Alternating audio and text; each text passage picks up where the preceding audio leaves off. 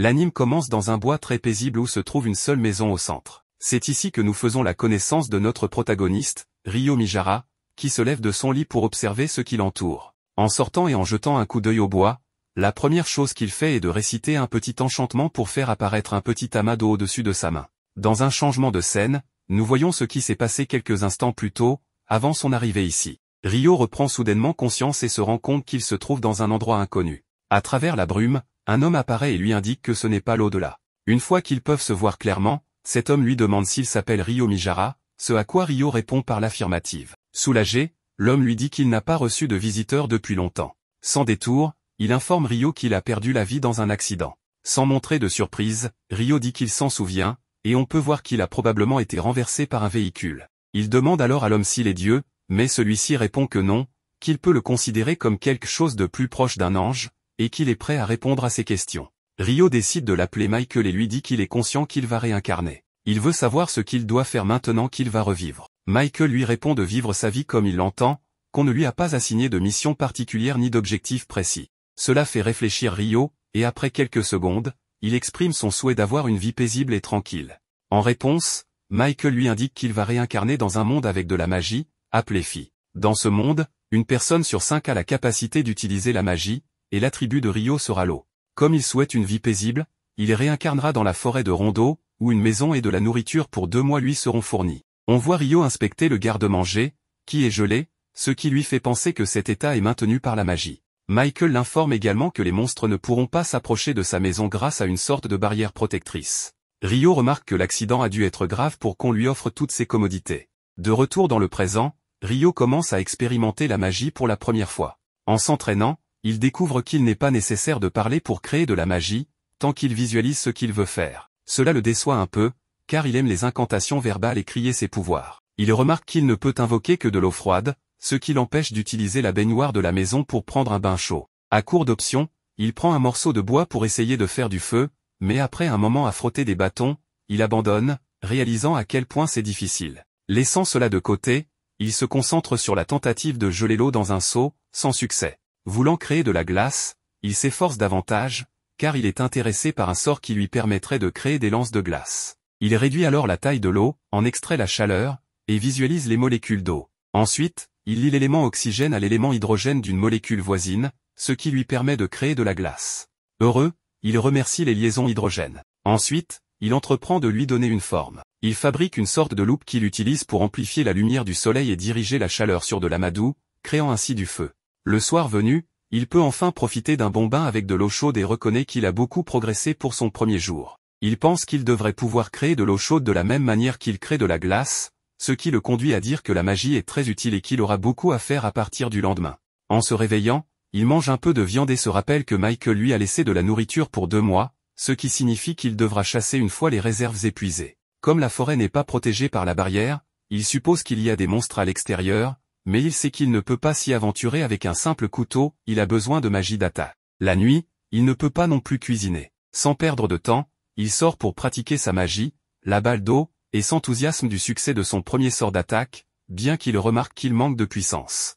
Il décide alors de transformer la balle d'eau en jet d'eau, visualisant un jet d'eau fin et rapide. Cependant, le jet s'affaiblit rapidement et ne va pas loin, ce qui le fait considérer cela comme un échec. Il se souvient alors d'une question qu'il a posée à Michael, comment utiliser la magie. L'ange lui a répondu que l'essence de la magie est la visualisation, et qu'il doit visualiser une image tout en gagnant de l'expérience. À partir de là, Ryo s'entraîne à répéter le jet d'eau encore et encore, et après quelques heures, il observe que son attaque commence à prendre forme. En rentrant chez lui, il découvre qu'en inversant le processus de création de glace, il peut créer de l'eau chaude, bien qu'en s'y plongeant, il se brûle. Le lendemain, il entreprend de créer de la glace directement dans l'air, notant que le processus est assez lent, mais réalisable. Il appelle ce sort lance de glace, mais lorsqu'il le projette, il s'effondre après à peine 1 mètre. Conscient que ce sort n'est pas viable en combat réel à cause de ses limitations, il décide de s'entraîner davantage. Petit à petit, il enchaîne plusieurs sorts, maintenant un rythme jusqu'au crépuscule. À ce moment, la fatigue le frappe soudainement, le faisant tomber à genoux,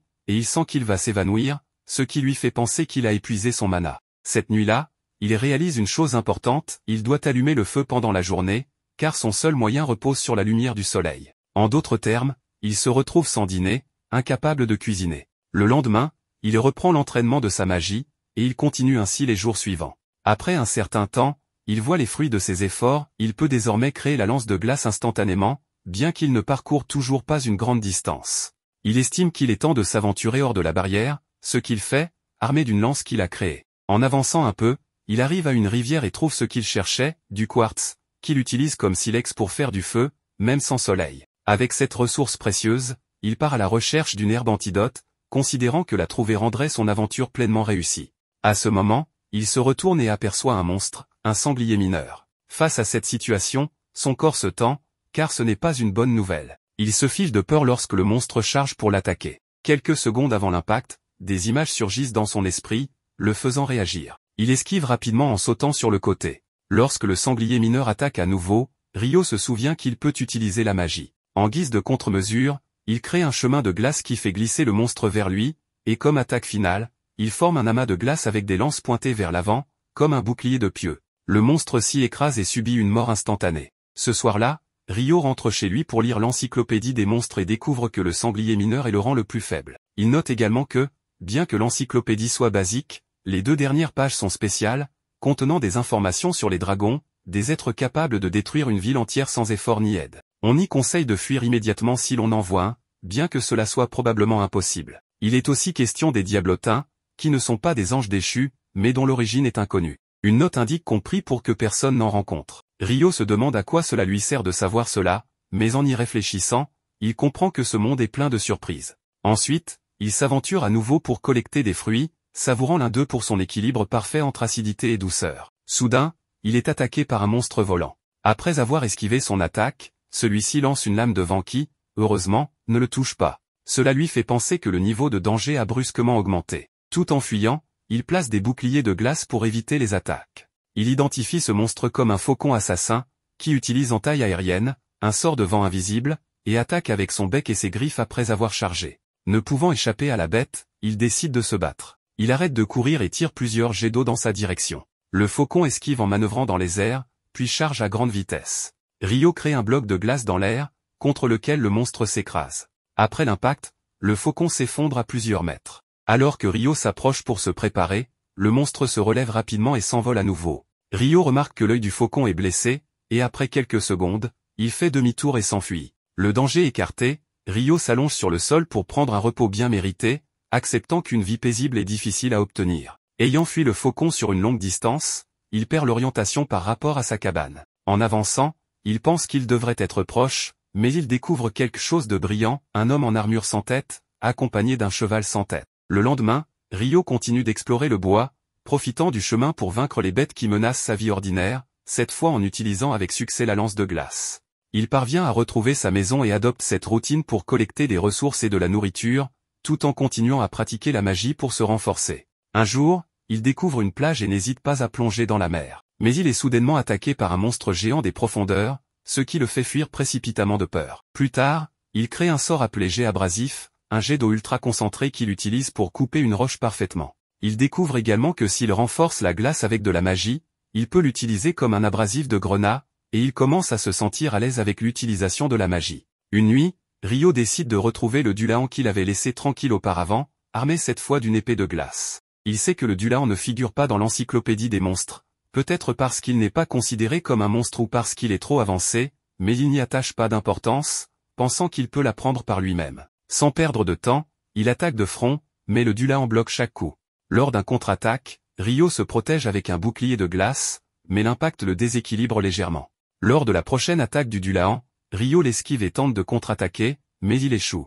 Cela permet au Dulahan de le frapper sur le côté. Bien que Ryo se protège, l'impact est assez fort pour le faire tomber. Il accepte qu'il est incapable de vaincre cet ennemi, mais comme il n'est pas mort, il pense que cela vaut la peine de revenir chaque nuit. Il a l'impression que le Dulahan essaie de l'entraîner. À ce moment, le Dulahan crée une épée d'eau à partir de son arme, qu'il transforme ensuite en glace avec précision. Il s'approche de Ryo pour la lui remettre, mais son arme redevient normale après cela. Ryo suppose que le Dulahan veut qu'il apprenne à l'utiliser. En prenant l'arme, le Dulahan retourne dans l'eau et s'en va. Plus tard, en explorant le bois, Ryo rencontre un monstre volant et pense un instant qu'il s'agit du faucon de la fois précédente à cause de la cicatrice sur son œil, mais il doute car son apparence est différente. En l'analysant, il suppose qu'il a évolué. Quelques secondes plus tard, le monstre lui lance une attaque à longue portée, confirmant qu'il s'agit bien du même. Rio utilise rapidement un mur de glace à 5 couches, mais en voyant sa barrière détruite par cette simple attaque, il court dans différentes directions pour compliquer les tirs du monstre. Il continue ainsi,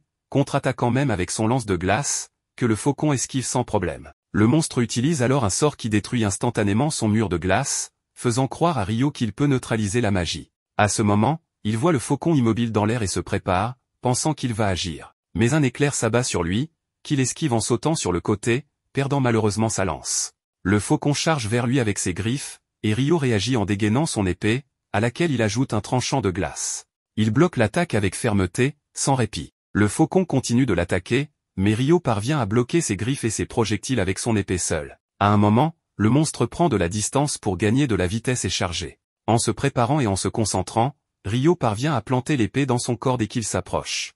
Une fois le faucon à terre, Rio comprend son ressentiment, car c'est lui qui lui a blessé l'œil. Il lui dit qu'il a beaucoup progressé grâce à leur rencontre, ayant anticipé une nouvelle attaque et s'étant renforcé pour cela.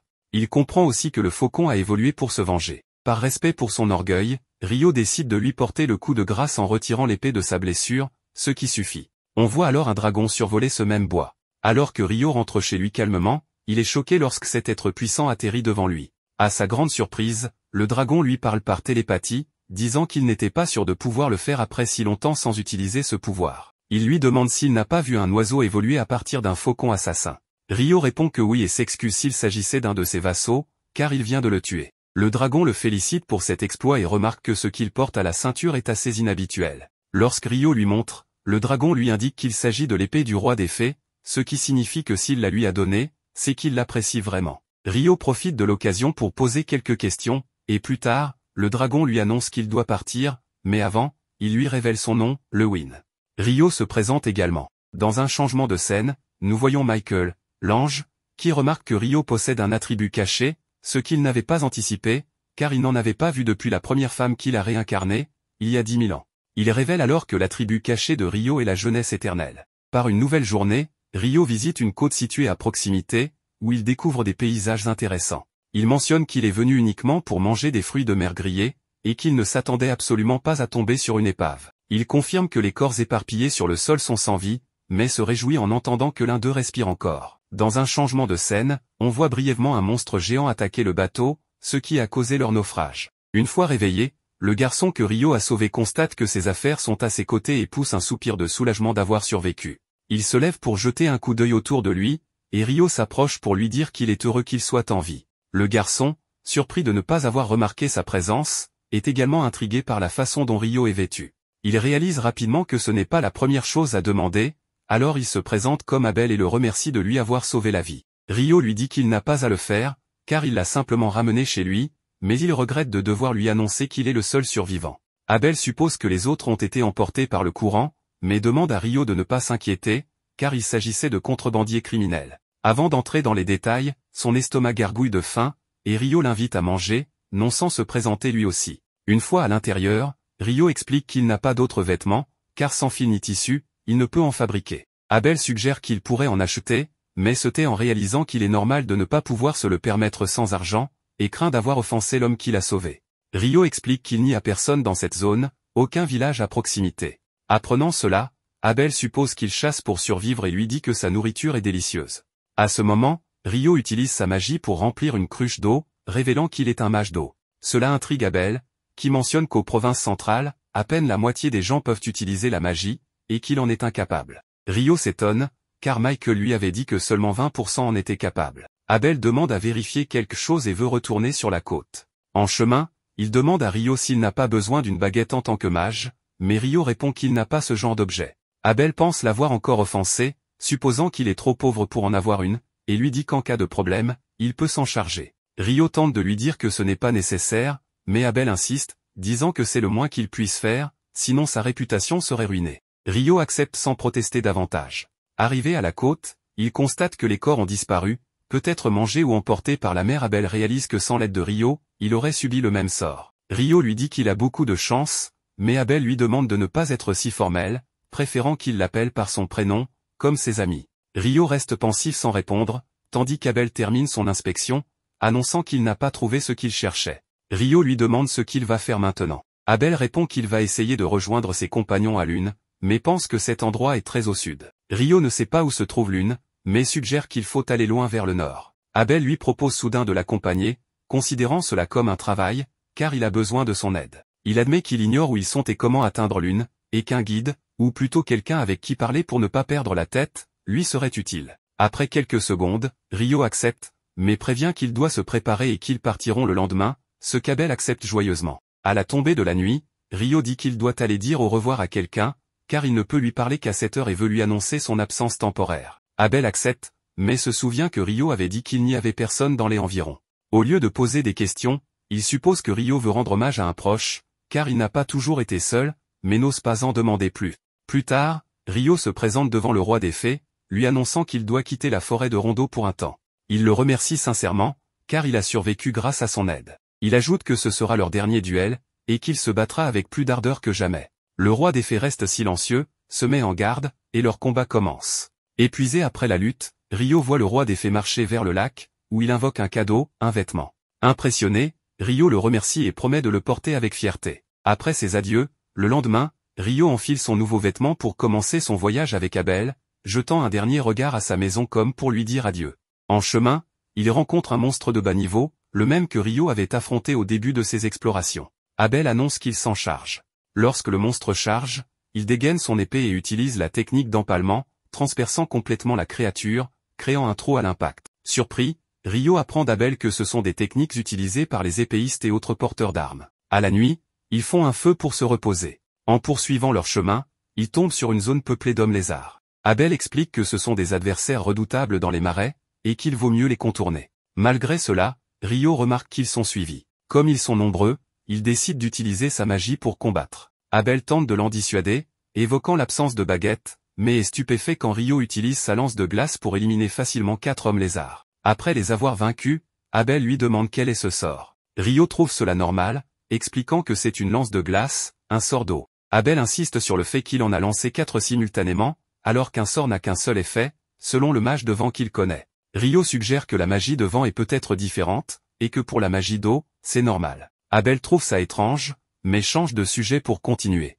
Rio crée des verres d'eau pour s'hydrater, prononçant des mots simples pour faire apparaître le verre, puis l'eau. Abel note que la dernière fois, Rio a récité un sort pour invoquer l'eau, ce qu'il n'a pas fait cette fois. Nerveux, Rio prétend qu'Abel a imaginé cela, évitant le sujet. Plus tard, Abel donne une pièce à Rio, qui la regarde avec surprise, avouant n'avoir jamais vu d'argent. Abel explique que c'est un florin de bronze du royaume de Knightley, et que les provinces centrales frappent leur propre monnaie, toutes appelées pareilles. Knightley est l'une des 3 grandes nations, avec l'empire de Debuy et la fédération Andalieu.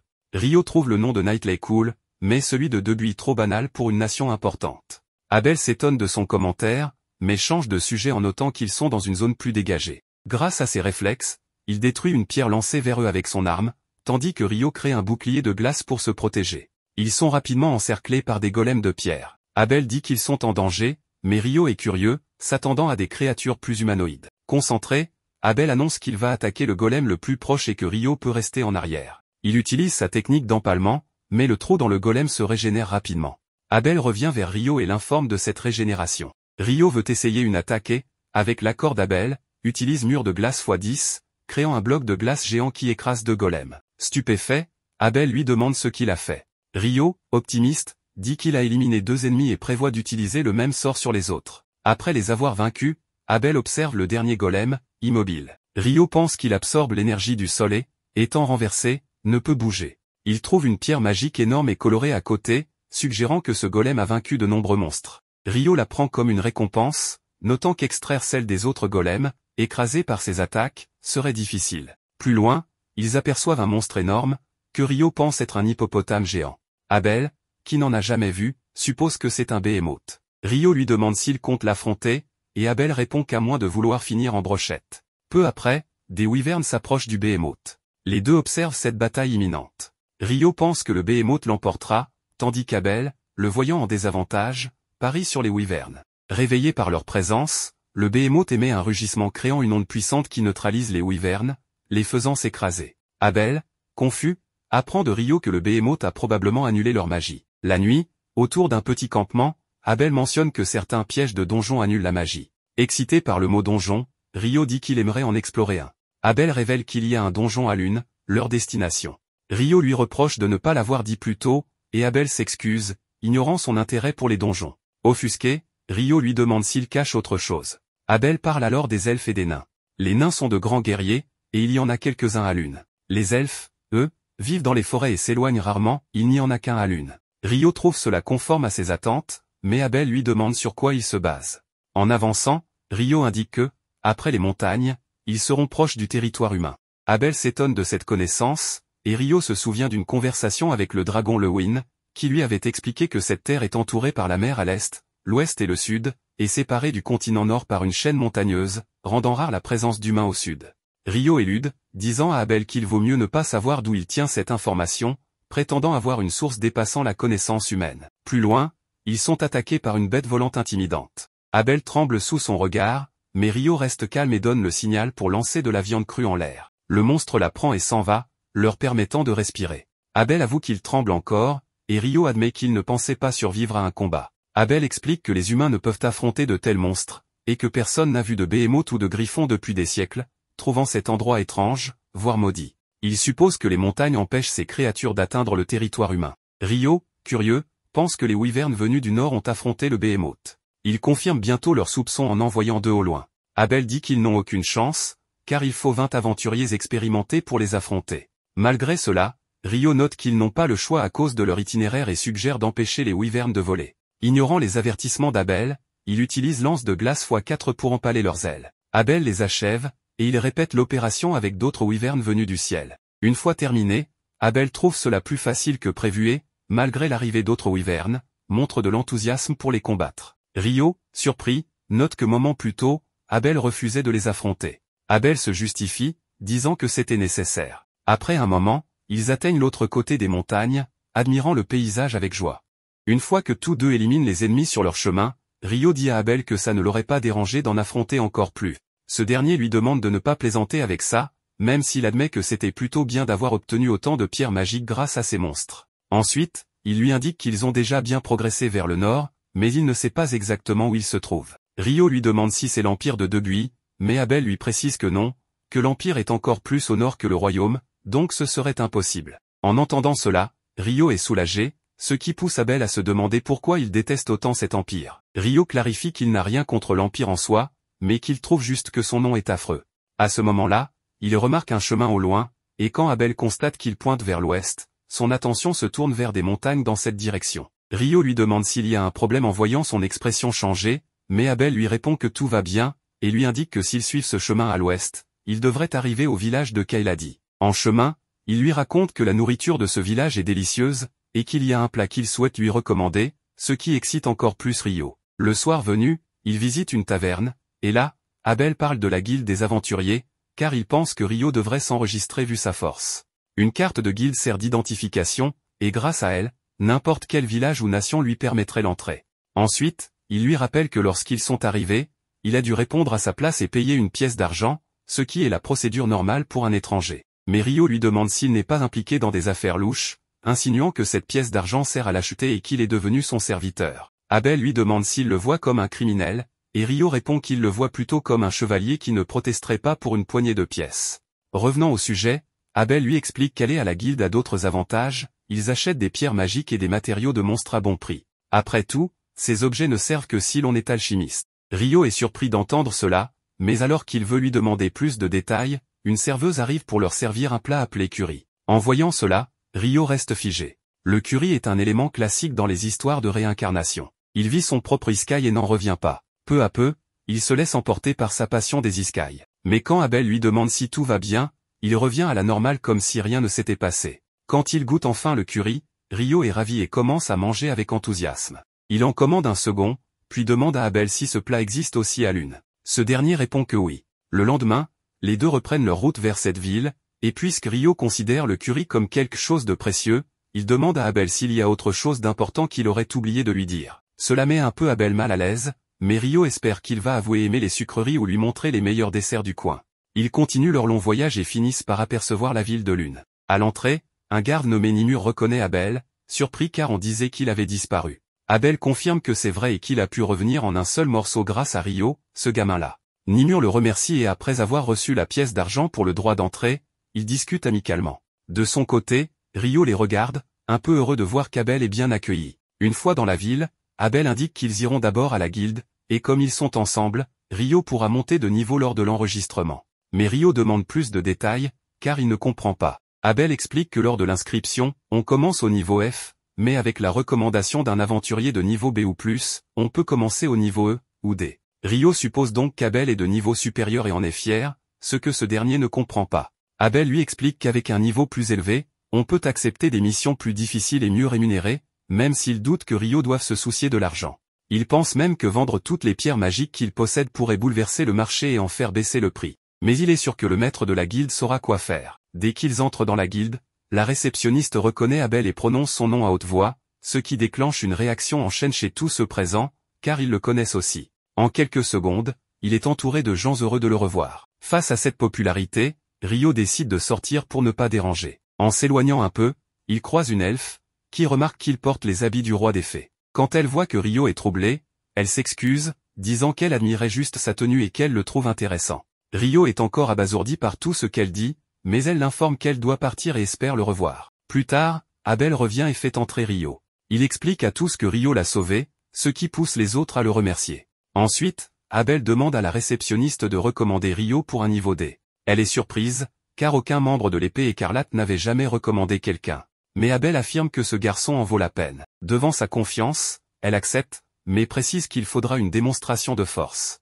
Abel accepte, mais souhaitant discuter avec le maître de la guilde. Ils l'attendent dans une salle privée, et ce dernier entre soudainement, soulagé de voir Abel en vie. Il se présente à Rio comme Hugh Mcglass, maître de la guilde de Lune, et le remercie pour avoir sauvé Abel. Abel explique qu'il veut recommander Rio pour qu'il ait un meilleur niveau.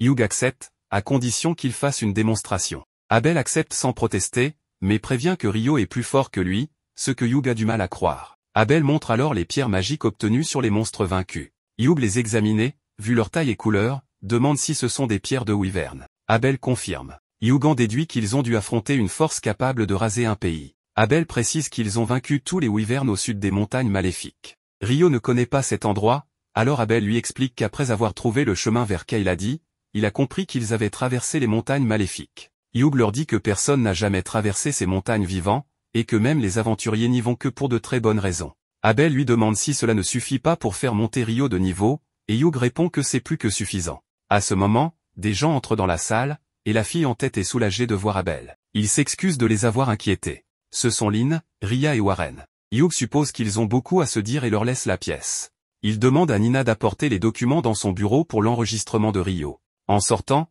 Abel dit à Rio qu'il veut lui montrer quelque chose une fois l'inscription terminée. Dans le bureau, Hugh explique que l'épée écarlate est le groupe d'Abel, le plus populaire de la ville. Rio demande s'il peut vraiment commencer au niveau D. Hugh dit qu'il connaît bien la force d'Abel, qui a un talent unique, mais qu'il n'aurait pas pu vaincre un Wyvern seul. Donc Rio doit être très fort. En lui tapant dans le dos, il remarque qu'il est bien bâti pour un mage. Nina entre avec les documents. Hugh lui demande de guider Rio pour le processus, car il est occupé avec la paperasse.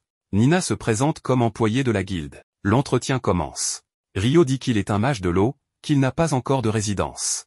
Nina l'informe qu'il aura 300 jours d'accès à la résidence de la guilde. Apprenant qu'il n'a jamais exploré de donjon, elle lui propose un cours d'initiation mensuel. Rio accepte avec plaisir. Le cours commence après-demain, et elle l'inscrit. Il est surpris par l'heure, mais Nina lui dit qu'il y a une horloge sur la place centrale. Ensuite, il procède à l'enregistrement en plaçant sa main sur un cristal. Un mécanisme magique grave une plaque, sa carte de guilde. Il est maintenant officiellement enregistré. Seul, Hugh exprime son soulagement de voir Abel en vie et se rappelle qu'il doit signaler son retour. Il sort un appareil de communication.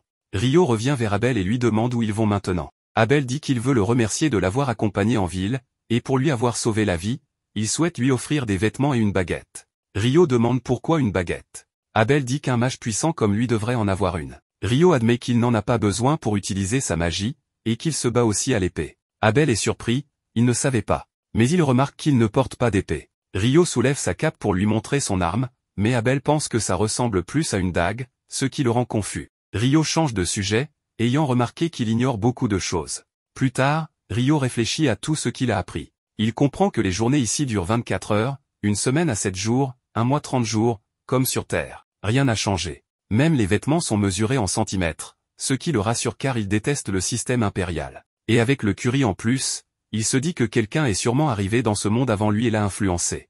Abel sort de la boutique et Ryo le remercie pour ses achats. Le soir, Abel l'emmène à une fête organisée pour son retour. Encore une fois, on souligne que Ryo est son sauveur. Le lendemain, Nina explique que l'autre aventurier présent, Ra, le considère comme un grand frère, d'où son comportement amical à la fête. Elle l'emmène à sa chambre dans les dortoirs de la guilde, numéro 10. Là, il rencontre Nils et Eto, très accueillants. Quand Nina s'en va, Nils parle de la beauté de Nina, mais Eto lui rappelle qu'elle a déjà beaucoup de prétendants et qu'il n'a aucune chance.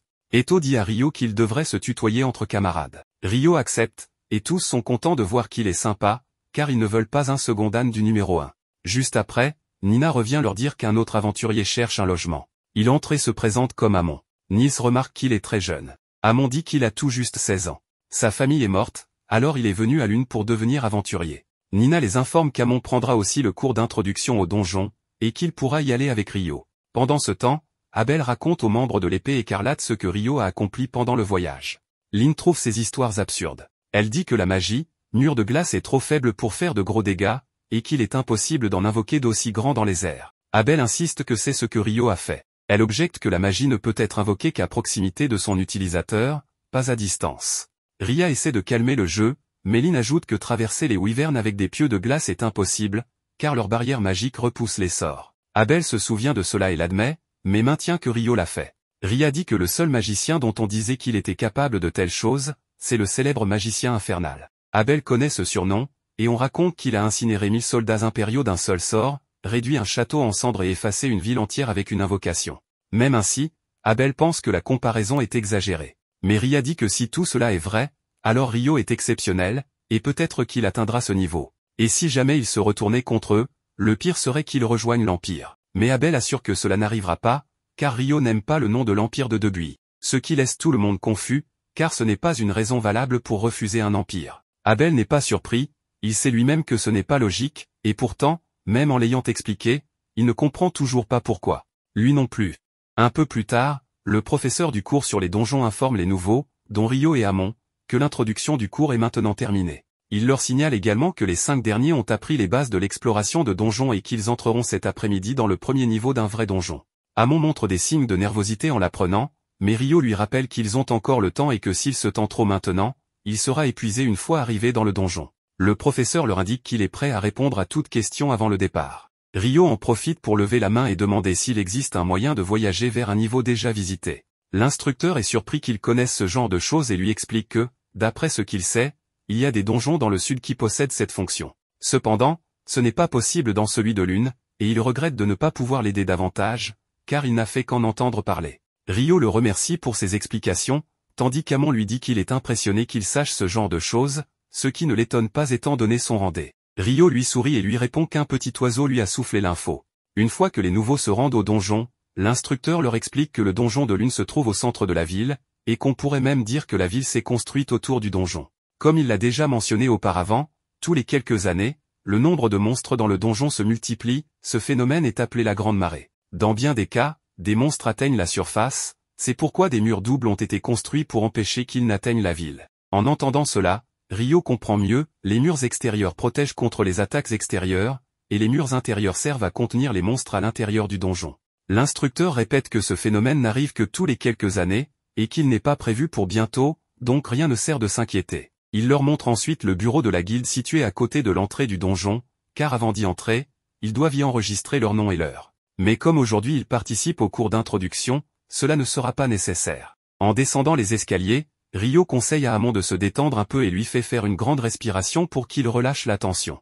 Une fois à l'intérieur, l'instructeur leur rappelle que le premier niveau ne contient pas de monstres dangereux. Ils peuvent explorer, mais il ne veut pas qu'ils s'éloignent trop de l'entrée. Après avoir marché un moment, Ryo prévient Amon qu'un monstre approche. Il prévoit de l'immobiliser pour que Amon puisse l'achever. Amon accepte, sort son épée. Quelques secondes plus tard, Ryo identifie la créature comme une fourmi soldat, un ennemi de niveau débutant. Lorsque le monstre s'approche, Ryo simule un enchantement et utilise lance de glace, plantant des pieux de glace dans ses membres pour le rendre inoffensif. Amon s'approche rapidement et attaque son coup, point faible révélé par Ryo. Ce dernier lui dit qu'ils vont prendre sa pierre magique, leur tout premier trophée, ce qui réjouit Amon autant que lui. Le soir venu, il retrouve Nils et Eto, qui fêtent la fin du cours d'introduction et la première exploration réussie de Ryo et Amon. Eto dit que c'est incroyable qu'ils aient vaincu une fourmi soldat aussi facilement. Même si Amon tente de créditer Ryo, ce dernier assure que tout s'est bien passé parce qu'Amon a donné un bon coup avec son épée. Eto leur demande où il compte aller demain. Amon répond qu'il aimerait retourner au donjon,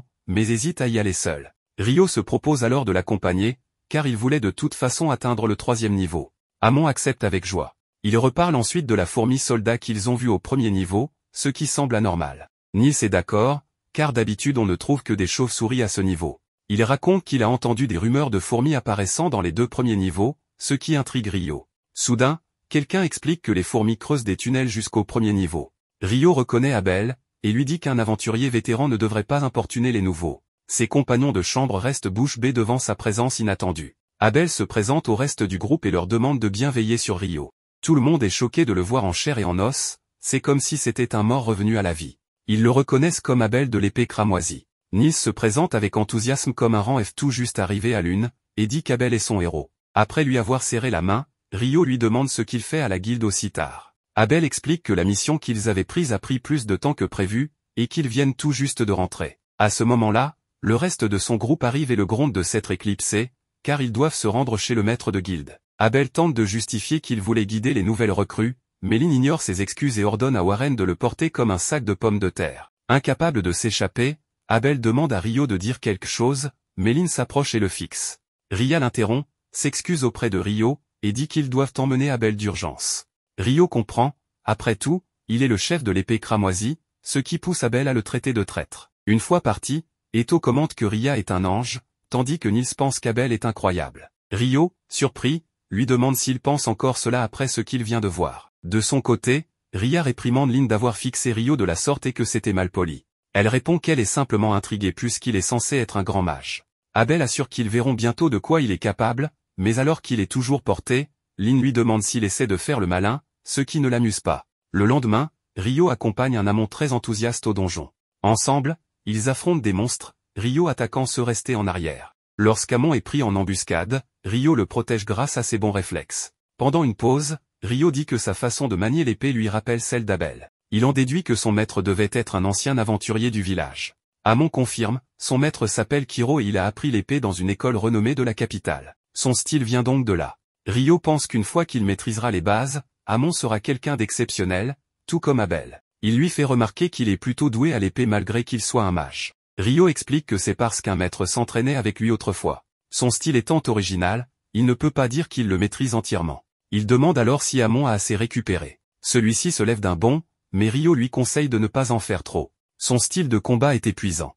Il lui dit que ce style pourra vraiment le protéger quand il le maîtrisera, mais pour cela il devra développer sa résistance, courir autant que possible, être constant. Il partage que lorsqu'il voyageait avec Abel, ce dernier s'entraînait toujours dès le matin. Même les génies doivent s'entraîner. Amon est très motivé par cette révélation et se promet de s'entraîner comme Abel. Un jour nouveau, Ryo annonce à Nils qu'il ne va pas au donjon, car il a d'autres projets. Il commence par visiter la bibliothèque. L'employé lui demande si c'est sa première visite. Il répond que oui, et qu'il ne s'attendait pas à ce que ce soit si grand. Elle l'emmène vers une section spéciale et lui conseille de commencer là s'il ne connaît rien à l'alchimie. Ryo observe les ouvrages, un guide des fondements, un livre de recettes, mais il y a tellement à apprendre qu'il ne sait pas par où commencer. Il se rend ensuite sur la place et pense qu'il ferait mieux d'acheter ses propres livres, ce qui l'amène à se demander combien ils coûtent. Alors qu'il réfléchit, un éclipse solaire survient soudainement, plongeant la ville dans l'obscurité. Ryo ressent immédiatement une étrange sensation, comme si le monde lui-même avait changé. Un puissant sort est alors lancé dans sa direction. Il se protège avec un mur de glace, mais la déferlante de feu est si puissante qu'il peine à s'en défendre. Une fois l'attaque terminée, il voit une femme s'approcher. Elle trouve intéressant qu'un humain soit ici, mais reste confiante dans sa capacité à le tuer. Ryo suppose qu'elle est un démon, une créature équivalente à un griffon, une très mauvaise nouvelle. Il pense à fuir, mais comprend que cet espace est un monde à part du réel. Il renforce donc son mur avec du mana pour se protéger de la prochaine attaque magique. Malgré tout, ce n'est pas suffisant. Elle lui tire alors une rafale de vent directement sur le corps. Ryo encaisse, mais l'effet est annulé. Elle est surprise qu'il ait survécu à l'enfer et bloqué sa lance de vent. Elle remarque que son vêtement est celui du roi des fées. Déterminée, elle veut le tuer. Ils entament un duel à l'épée. Elle le trouve lent. Ryo résiste tant bien que mal, lance plusieurs lances de glace, mais elle les esquive comme si de rien n'était, probablement grâce à la magie du vent. Ils s'échangent des coups rapides, mais Ryo reste confiant, ses attaques ne sont rien comparées à celles de son maître. Elle note que son épée vient aussi du roi des fées et veut savoir qui il est, mais sans attendre de réponse, elle prépare une boule de feu. Rio contre instantanément avec une lance de glace. Elle est impressionnée par sa vitesse d'incantation et commence à le considérer comme un monstre. Ils reprennent leur combat acharné. Rio utilise ses lances à pleine puissance, elle se protège avec un mur de feu puis des murs de pierre. Malgré tout, certains projectiles la touchent. Rio attaque de front, elle aussi. Lors de l'échange, elle guérit rapidement ses blessures, mais en profite pour le projeter violemment contre un bâtiment. Alors qu'elle allait lancer une nouvelle attaque, il commence à pleuvoir, probablement grâce à Rio. La pluie la brûle violemment. Elle érige un bouclier de pierre, mais en sort bientôt avec une puissante explosion. Alors que l'éclipse s'achève, elle dit que son temps est écoulé. Elle se présente enfin, Léonore Urraca Albuquerque. Rio se présente aussi, l'appelant démon. Cela l'intrigue. Elle regrette de ne pas l'avoir tué, mais admet qu'un tel adversaire ne se vainc pas en un instant. Elle lui dit qu'ils se reverront, car il est destiné à affronter elle ou d'autres comme elle. Elle lui demande de ne pas se faire tuer, sa vie lui appartient.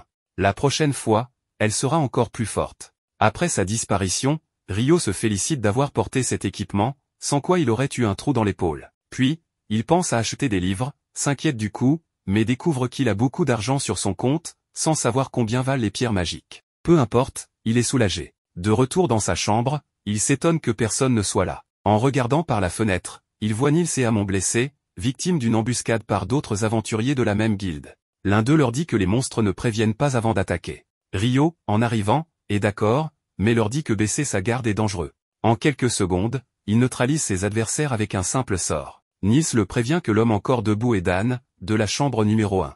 Rio lui demande s'il va fuir maintenant que ses amis sont à terre. Dan tente de lui donner un coup de poing. Rio l'évite facilement et lui assène un coup rapide à l'estomac avec le pommeau de son épée, lui coupant le souffle. Avec l'incident clos, Rio soigne les blessés. Épuisé, il demande à Eto de soigner les autres aussi. Les quatre se retrouvent ensuite dans une source chaude. Eto soigne son épaule et dit que le coup n'a pas brisé d'os, mais aurait été fatal s'il avait touché le cœur. Rio avoue que c'était visé, mais qu'il a pu l'éviter à la dernière seconde. Enfin, Rio se concentre sur l'essentiel, il y a d'autres comme Léonore, et il doit enquêter sur cet espace étrange où il a été piégé. Un nouveau jour commence, et Nils, Eto et Amon s'aventurent dans le donjon.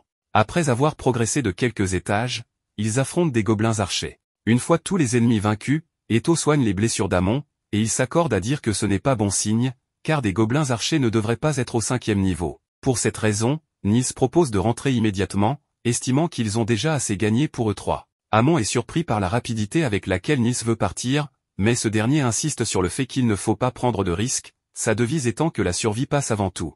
En chemin vers la sortie, Amon mentionne qu'il aurait été mieux que Rio les accompagne. Eto répond qu'un groupe se forme avec des membres aux compétences similaires et qu'ils ne sont pas au niveau de Rio. Pendant leur discussion, on aperçoit brièvement un monstre géant armé d'une hache, qui anéantit le dernier membre d'un groupe d'aventuriers ayant eu la malchance de croiser son chemin. Revenant à Rio, celui-ci réfléchit en dehors de la ville à son dernier combat, trouvant la magie d'Éléonore incroyable. Il reconnaît qu'ils étaient à égalité en termes de vitesse d'incantation, et qu'il doit donc développer ses points forts et renforcer ses compétences pour en faire des atouts, c'est sa seule option.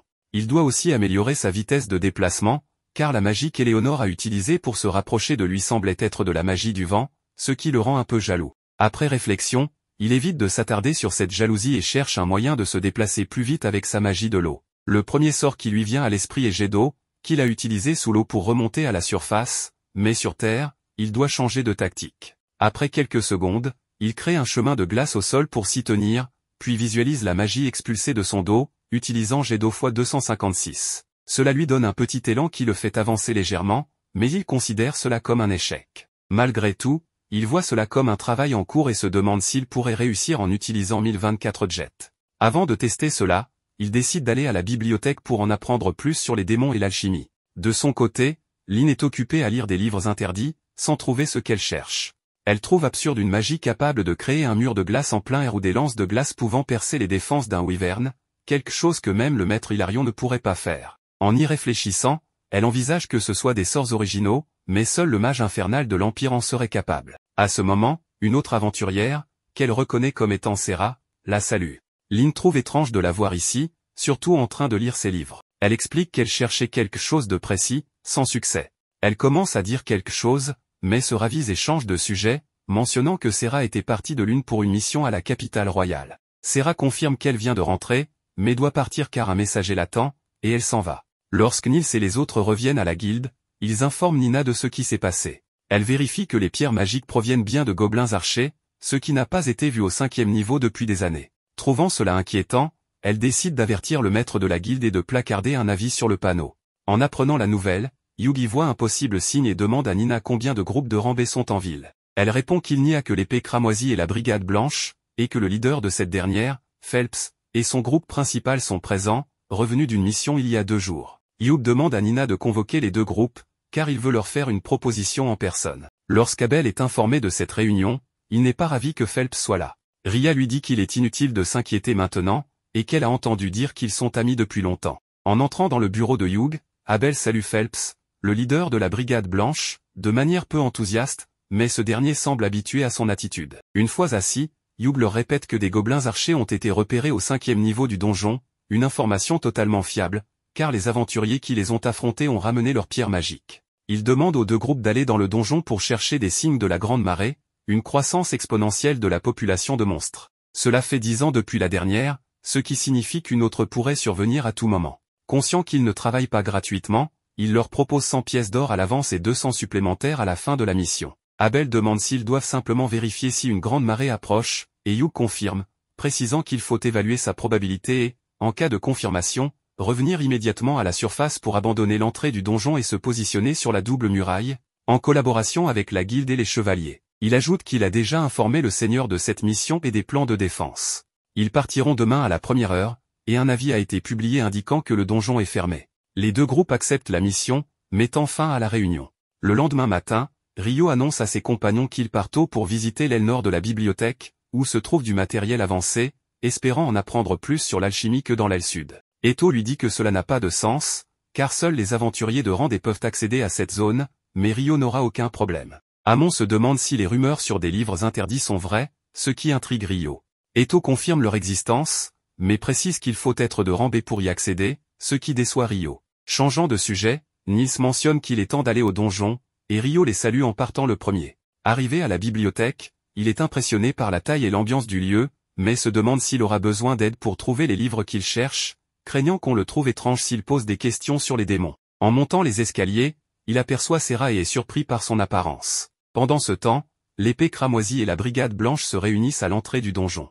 Phelps indique qu'il est venu avec la moitié de sa brigade, uniquement des membres de rang C ou supérieur. Avant que Yugi n'ouvre la porte, Abel l'arrête, ayant un mauvais pressentiment, et demande à Lynn d'utiliser le sort de détection pour analyser le premier niveau. Lorsqu'elle lance le sort, elle informe qu'il y a plusieurs centaines de signaux à l'entrée. Cela confirme les soupçons d'Abel, et Phelps conclut qu'il s'agit de la Grande Marée. Yugi ordonne à tous de reculer et d'avertir les chevaliers et la guilde, car les monstres arriveront bientôt. Ils évacuent rapidement la zone pour fermer la porte de la double muraille, confinant l'entrée du donjon.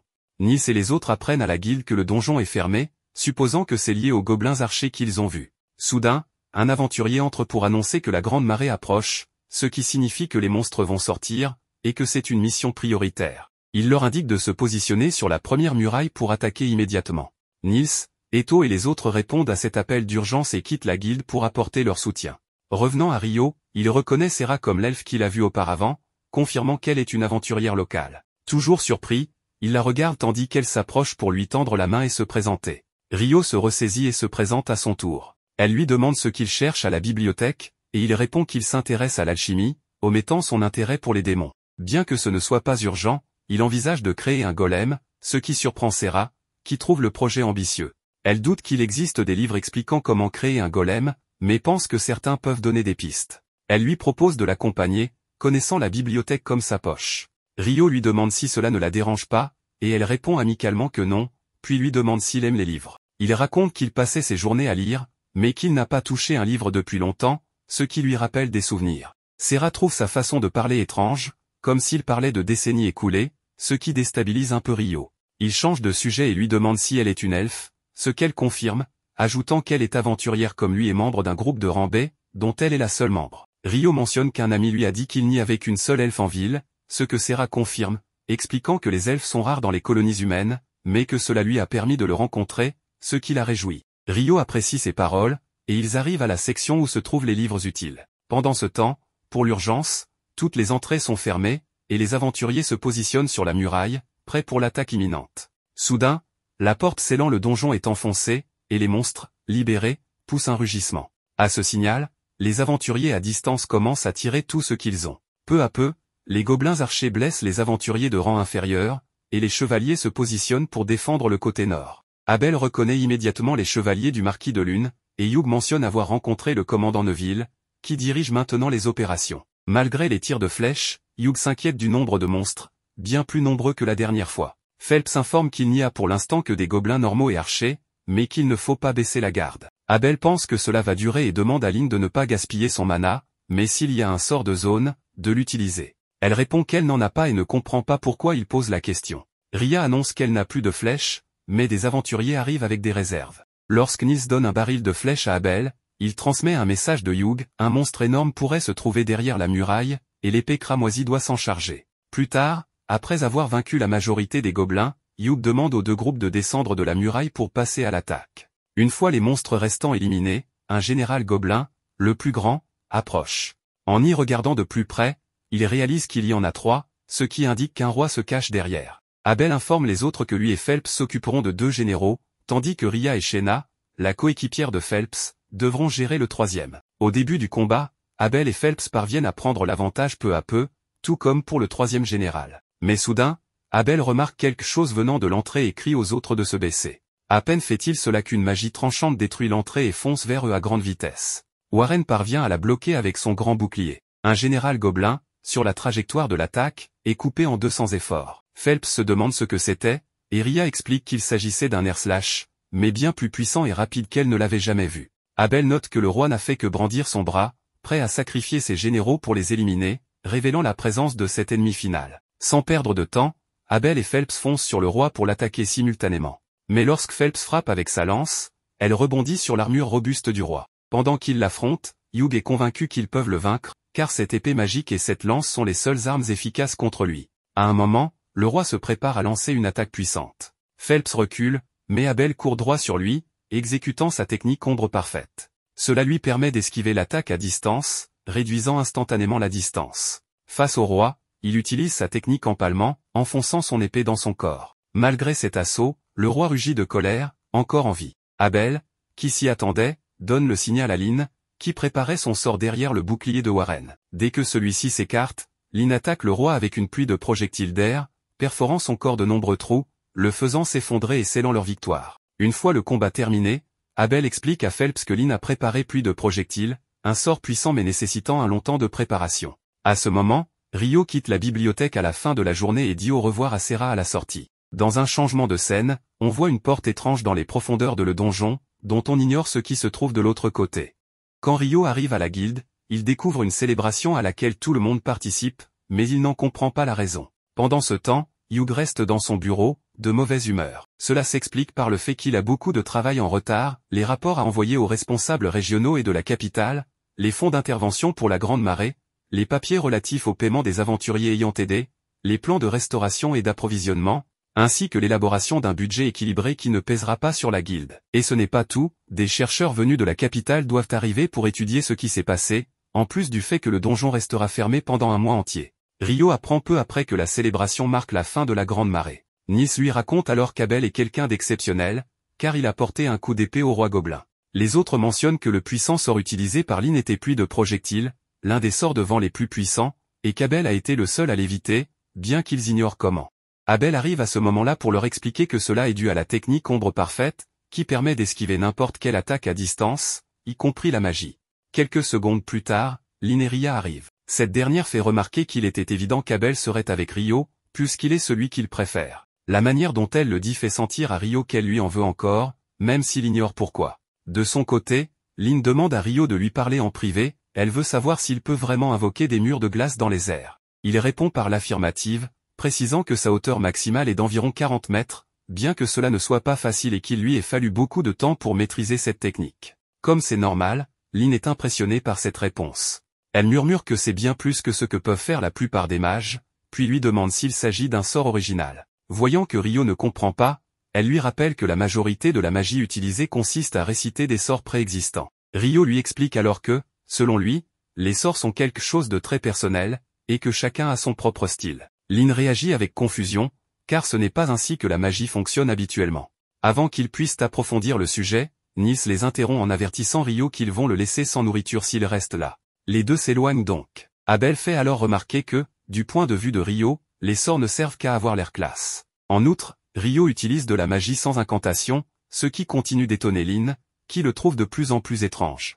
Un peu plus tard, Nils et ses compagnons arrivent à la guilde pour travailler, mais ne trouvent aucune annonce disponible. Quand Rio vient les saluer, il leur demande s'ils ne vont pas travailler. Nils lui explique que, puisque le donjon est fermé, il pensait effectuer une mission de collecte. Cependant, les réserves accumulées ces derniers jours sont si importantes que les acheteurs n'ont fait aucune demande. En les écoutant, Rio leur dit qu'il est là parce qu'il a besoin de matériaux pour pratiquer son alchimie, mais qu'il n'en reste plus.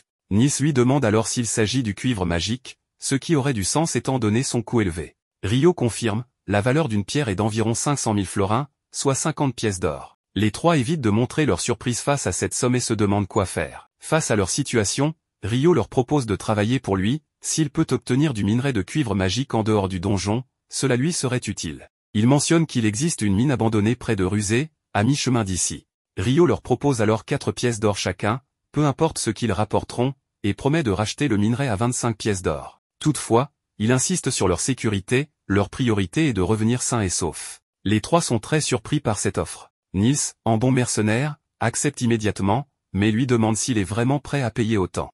Rio répond que cela fait 37 pièces d'or au total, moins que ce qu'il coûterait au village, et comme ce n'est pas une quête de la guilde, ils ne gagneront pas de réputation. Après s'être consultés du regard, les trois répondent qu'ils s'en moquent et acceptent l'offre. Quand Rio rentre dans sa chambre, il entend un bruit dans la rue qui attire son attention. Il jette un œil par la fenêtre et découvre une scène dans une ruelle, des chevaliers tentent d'emmener une jeune fille de force, tandis que son compagnon fait tout pour les arrêter. Au moment où il s'apprête à partir, le jeune homme frappe l'un des chevaliers pour le faire lâcher prise, et la fille se réfugie aussitôt derrière lui. Le chevalier sort alors son épée avec colère, menaçant de lui donner une raclée pour oser s'opposer à lui, même s'il n'a pas l'intention de le tuer. Mais à peine fait-il un pas qu'il trébuche soudainement. Il accuse le jeune homme, qui affirme n'avoir rien fait. Le chevalier trébuche à nouveau en tentant de se relever, ce qui surprend ses compagnons. C'est alors que Phelps arrive sur les lieux et leur ordonne de s'arrêter. Les aventuriers le reconnaissent immédiatement, contrairement au chevalier. Face à leur hostilité, Phelps les critique vivement, eux qui sont censés protéger le royaume ne devraient pas agir ainsi. Comme ils menacent de le faire expulser de la guilde, Phelps leur rétorque qu'il est certes aventurier, mais aussi noble du royaume. Il se présente alors comme Phelps Henlin, héritier de la famille Henlin, dont le père, Alexis Henlin, était le précédent commandant des chevaliers. Il leur ordonne de partir sur le champ, et les chevaliers obéissent. Une fois que l'aventurier et la jeune fille sont partis, Phelps tourne son regard vers la fenêtre où se trouve Rio, sachant qu'il a tout observé. Il suppose qu'il s'agit bien de Rio, car Abel lui a beaucoup parlé de lui, et il ne peut nier que sa magie est fascinante. Il a compris que c'est Rio qui a fait trébucher le chevalier, mais comme Rio ne veut pas révéler cette information, Phelps précise qu'il ne l'accuse de rien et considère que l'homme est tombé seul. Il ajoute que, selon Abel, l'aide de Rio aurait rendu la fin de la grande marée plus facile. La conversation est interrompue par la compagne de Phelps, qui lui rappelle qu'ils doivent partir. Il prend congé et s'en va avec elle. En les observant, Rio perçoit qu'ils sont très forts, mais il se demande pourquoi le fils d'un marquis est un aventurier. Cette nuit-là, Abel rejoint Rio, qu'il trouve en train de dîner seul. Voyant que Rio trouve étrange qu'il soit seul, Abel laisse entendre qu'il comptait visiter le quartier rouge. Rio s'apprête à le dire à voix haute, mais Abel lui couvre rapidement la bouche pour éviter qu'un ragot se répande. Rio suggère alors que Lin pourrait être une bonne option, mais Abel répond que ce n'est pas possible, car Lin aime Warren. Réalisant ce qu'il vient de révéler, il supplie Rio d'oublier ses paroles. Malgré tout, Rio pense qu'il formerait un couple intéressant, et que l'amour ne connaît pas les différences de taille. Puis il suppose que la personne que Abel aime est Ria, ce qui fait réagir Abel nerveusement, affirmant aussitôt que ce n'est pas le cas. Rio lui demande alors, et cette réaction de gamin? Mais il change vite de sujet, voulant savoir pourquoi Abel est seul. Abel esquive et lui demande s'il est libre, car son aide lui serait très utile.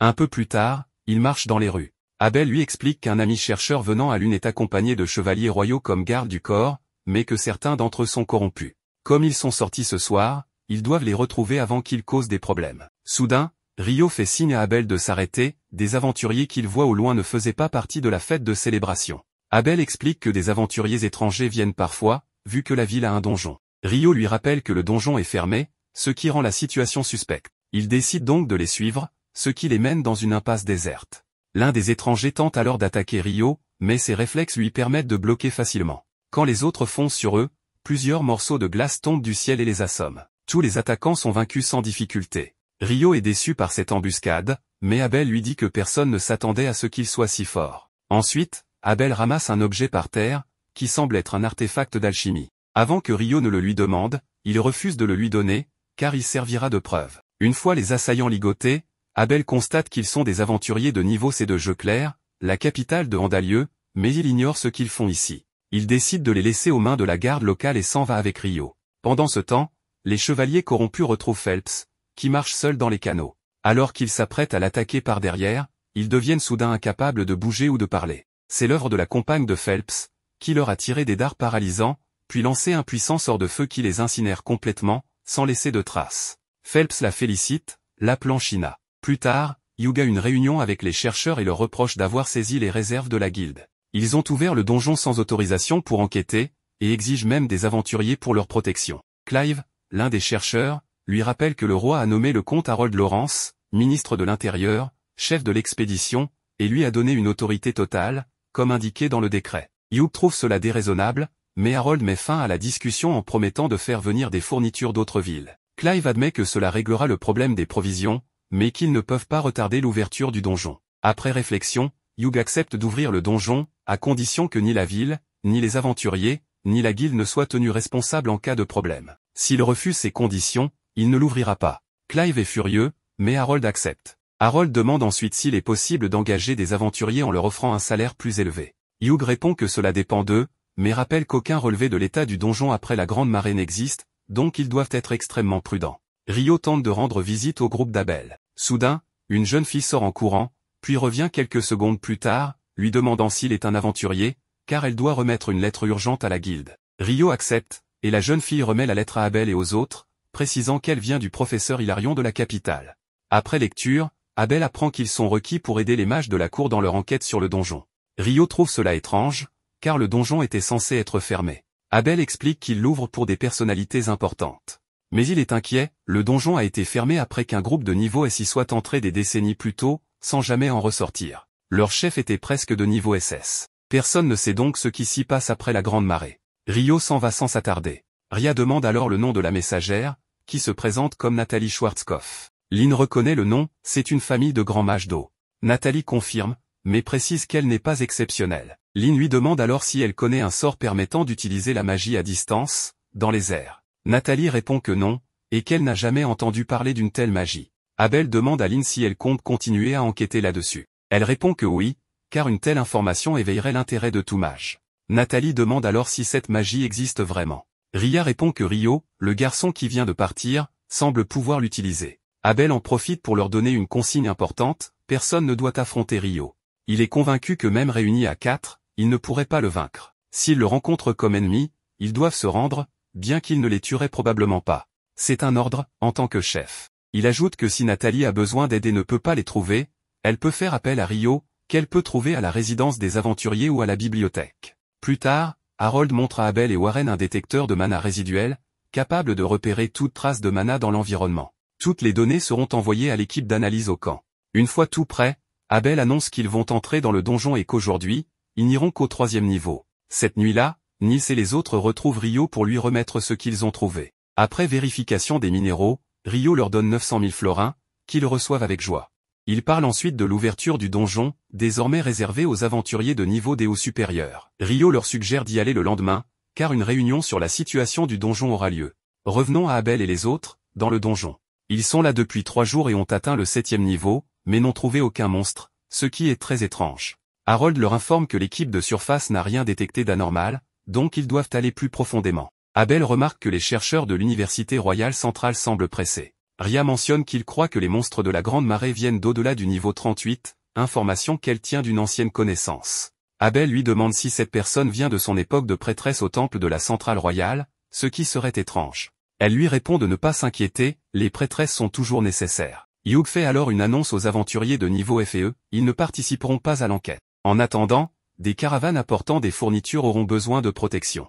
Bien que la brigade blanche s'en charge, davantage de monde est nécessaire. Ryo en profite pour demander à Hugh des informations sur les monstres de la marée. Selon les rapports, ils ont laissé des pierres magiques. Ryo veut savoir de quelle couleur elles étaient. Hugh répond qu'elles étaient toutes claires, y compris celle du roi gobelin et celle des 2 généraux. Soudain, Clive se trouve face à une grande porte sombre apparue dans le donjon. Ces hommes pensent qu'elle pourrait mener ailleurs, mais ignorent tout de son origine. Clive, loin d'être inquiet, la considère comme une découverte majeure. Il décide de l'appeler portail et fait venir l'équipe d'analyse. Une fois prêt, il mesure la densité de mana au-delà du portail. Mais dès que l'instrument entre en contact avec la surface, tous les présents sont instantanément téléportés. Nathalie constate alors que les signaux qu'elle recevait ont complètement disparu.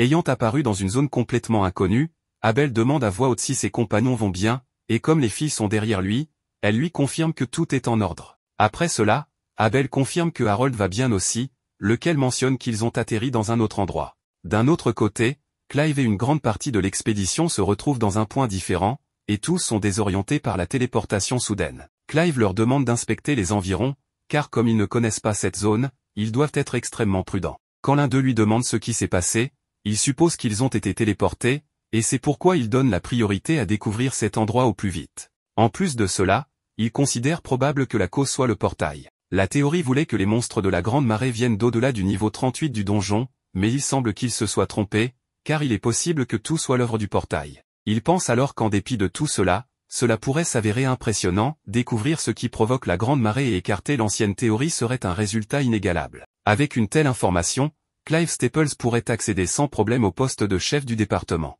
L'un de ses subordonnés lui signale alors quelque chose qu'il a pu apercevoir au loin, des silhouettes suspectes. Pendant ce temps, Nathalie reste troublée par la disparition des lectures. Soudain, l'artefact indique que le groupe d'expédition se trouve au 40e étage, mais quelques secondes plus tard, le signal disparaît de nouveau. À ce moment-là, un homme entre dans la tente et demande qui est responsable ici, l'un d'eux lui répond.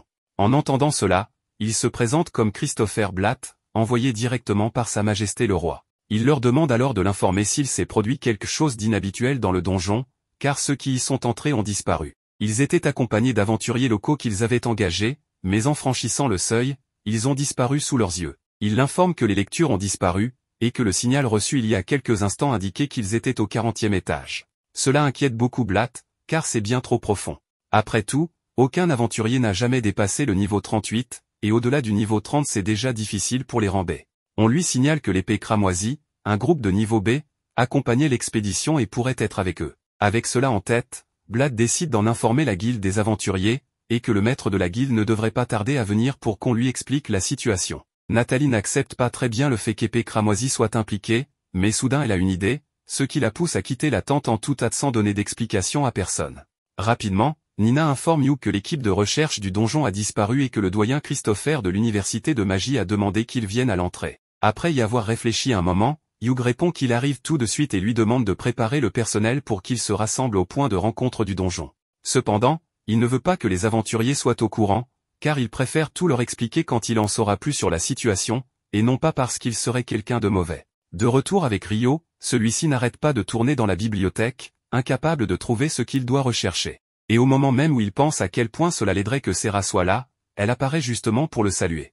Il se réjouit immédiatement de la voir et lui explique qu'il voulait consulter les registres des anciens éclipses et grandes marées, mais qu'il n'a aucune idée de l'endroit où chercher. Comprenant la situation, elle accepte de l'aider, car il se trouve justement qu'elle sait où ils sont rangés. En chemin, Serra lui demande s'il pense qu'il y a un lien entre les éclipses et la grande marée, ce à quoi il répond que c'est une intuition qu'il a. Elle confirme qu'il y a eu une éclipse 2 jours avant l'apparition des monstres, et selon elle sa théorie sur la relation entre les deux phénomènes est correcte. En réalité, il y a toujours des éclipses avant une grande marée, mais par le passé elles n'étaient jamais totales, comme cela a été le cas cette fois-ci. Elle admet avoir déjà enquêté là-dessus, et s'intéresse à la façon dont Rio est arrivé à cette conclusion. Il répète que c'est une intuition, cachant le détail qu'il a affronté une démone en plein éclipse, chose qu'il ne peut évidemment pas révéler. C'est pourquoi il change brusquement de sujet et demande si elle sait ce qui fait changer de teinte une pierre magique. Serra accepte qu'il aborde le sujet, et il lui répond que plus un monstre vit longtemps, plus sa couleur devient intense.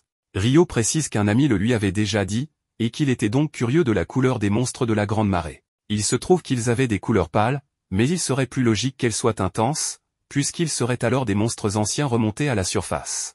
Avec cela, Rio suppose que ces monstres sont d'apparition récente. Ensuite, il remarque qu'il y avait des gobelins, des généraux gobelins et même un roi gobelin, ce qui est étrange qu'ils apparaissent soudainement avec une telle hiérarchie. De plus, s'ils avaient été créés artificiellement, cela exigerait une énorme quantité d'énergie. Serra lui apprend qu'elle savait déjà que les monstres de la Grande Marée avaient des couleurs pâles, car il y avait des archives mentionnant cette particularité dans le passé, mais elles étaient en mauvais état et des pages manquaient, au point que même les bibliothécaires n'en savaient pas grand-chose. En bref, c'est une information qui n'a jamais été rendue publique, et compte tenu de l'intérêt de Rio, elle accepte sans problème de lui montrer ses archives. Pendant ce temps, dans le groupe d'expédition, Harold commente à Abel que cette sensation ressemblait à celle d'une téléportation dans un donjon de l'Ouest. Il demande ensuite si l'équipement fonctionne normalement. Ces hommes confirment que oui, car la magie du vent de l'appareil n'a pas failli, permettant au groupe de la surface de communiquer avec eux et de leur envoyer leur position à tout moment. Lynn pense qu'il pourrait même faire venir de l'aide, mais Harold reste sceptique et s'inquiète de l'air de cet endroit, demandant à Rhea si cela ne lui rappelle rien.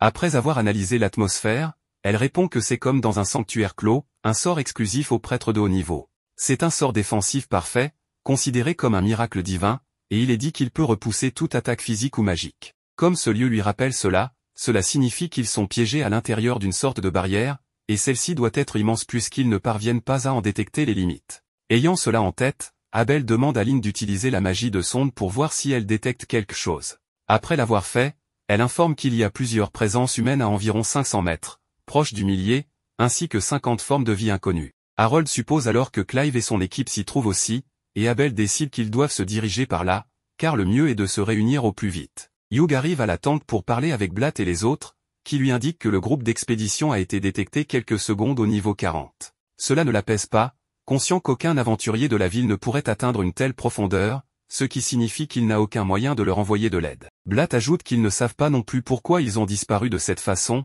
et que ni lui ni ses subordonnés ne peuvent intervenir dans ces circonstances. Hugh ne lui reproche rien et, puisqu'ils ne peuvent rien faire, il prie pour qu'ils soient en sécurité où qu'ils soient.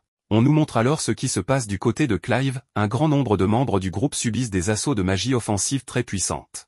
Beaucoup de mages se défendent avec des barrières, mais un certain pourcentage des membres ne parvient pas à se protéger de cette attaque inattendue. Aucun d'eux ne connaît les monstres qui les attaquent. Mais lorsque Clive en observe un attentivement, il confirme qu'il s'agit de démons.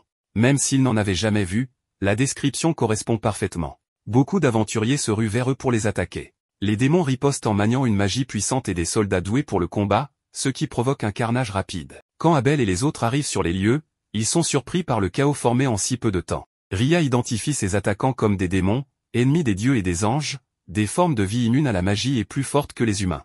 Harold demande de laisser les théories de côté et ordonne à ses hommes d'attaquer en tenaille. De son côté, Clive continue de résister aux assauts avec sa barrière magique et se demande ce que font des démons ici. Soudain, les mages lancent de puissantes magies offensives sur les démons qui, malgré leur nature, subissent une bonne quantité de dégâts. Cela surprend Rhea, car la magie n'était pas censée avoir d'effet sur eux. Harold explique que cela n'a jamais été confirmé, et qu'il est logique que 3 groupes avec un même objectif puissent briser les défenses d'un démon.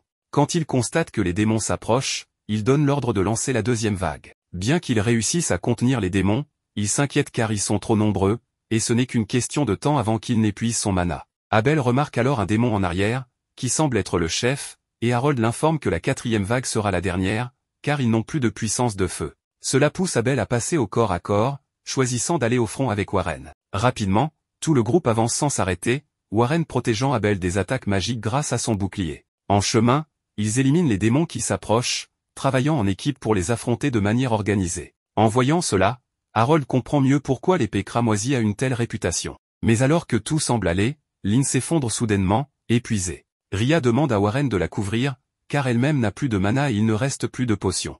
Abel s'inquiète en voyant qu'il n'en reste que 6, mais Rhea lui dit qu'il est possible que le chef soit un prince démon. Elle lui demande d'observer ses yeux, car c'est censé être l'un de leurs traits. Abel suppose donc qu'il s'agit d'un seigneur obscur en devenir, et elle confirme qu'il s'agit d'une forme immature, sachant qu'il n'en existe que 4 à la fois, dont un seul deviendra le seigneur obscur. Elle ajoute que même les héros n'ont jamais réussi à en vaincre un. En entendant cela, Abel annonce qu'il tentera de vaincre les démons entourant le prince, car il existe une chance que cela brise la barrière et les sauve. Avant d'y aller, il pense que la sensation était pire quand ils avaient affronté le griffon, ce qui lui redonne un peu de confiance. Il commence alors à affronter les démons un par un.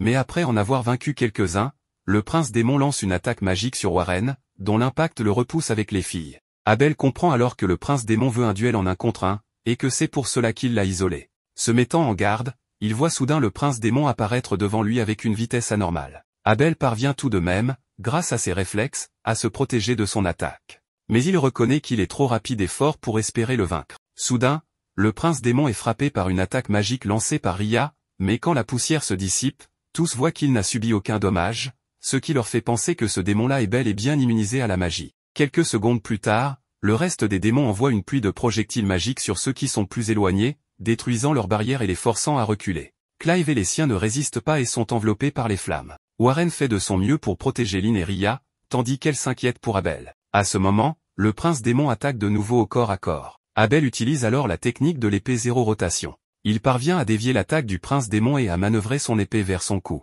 Mais malgré sa rapidité, le prince démon recule à temps et contre-attaque, frappant durement Abel. Engourdi par la douleur et incapable de réagir, Abel présente ses excuses à Rhea, tandis que le prince démon se prépare à l'achever. Juste avant que cela n'arrive, le plafond au-dessus d'eux s'effondre, et de la descend lentement, comme à son habitude, Rio. En voyant Abel, il lui dit clairement qu'il est venu lui sauver la vie, et qu'il ne s'attendait pas à le voir sur le point de mourir dans une telle situation. Harold se demande qui est cet homme, mais comme il est éloigné, personne ne peut répondre. Comme si de rien n'était, Rio leur demande de rentrer, car beaucoup de gens s'inquiètent pour eux. En voyant le prince démon, il assure à Abel qu'il s'en chargera. En l'écoutant, Abel l'avertit qu'il s'agit d'un prince démon, ce que Rio reconnaît comme étant le fils du Seigneur Obscur. C'est pourquoi il lui demande d'arrêter de plaisanter à un tel moment, doutant que la descendance du Seigneur Obscur soit si faible. Abel explique qu'un prince démon est un aspirant Seigneur Obscur, donc très puissant. En comprenant cela, Rio suppose alors qu'il est bien son fils, ce qui expliquerait sa faiblesse. Naturellement, Abel lui demande de quoi il parle, mais sans répondre, Rio contre les attaques magiques des démons communs en lançant lance de glace, tout en avançant calmement vers eux. Ensuite, il utilise jet d'eau, créant ainsi une bulle d'eau derrière les démons, laquelle projette de l'eau à très haute pression en une ligne horizontale, les coupant en deux avec une grande facilité. Abel reste choqué de voir cela, car il les a vaincus en un instant et sans effort. Finalement, Rio se place devant le prince démon. Quand il remarque la façon dont ce dernier le regarde, il dit qu'il en a assez que tout le monde le voit de cette manière. Le prince démon serre plus fort son épée, et en réponse, Rio dégaine la sienne pour se mettre en garde également, annonçant qu'il vaut mieux en finir, tout en gardant un sourire tranquille. Dans un changement de scène, nous voyons ce qui s'est passé auparavant avec Nathalie, qui alla directement dans la chambre où résident Rio et les autres. À peine arrivée, elle demande au garçon où se trouve Rio. Ils lui répondent qu'il est dans l'aile nord de la bibliothèque. Comme Nathalie ne sait pas où cela se situe, elle leur demande de lui indiquer l'endroit. En chemin, elle croise Rio, et sans perdre de temps, elle lui explique qu'Abel et son groupe se sont perdus dans le donjon. Rio comprend qu'il s'agit d'une urgence et crée alors une charrette de glace pour la transporter à grande vitesse jusqu'au donjon. Une fois arrivée, elle lui raconte tous les détails de la situation.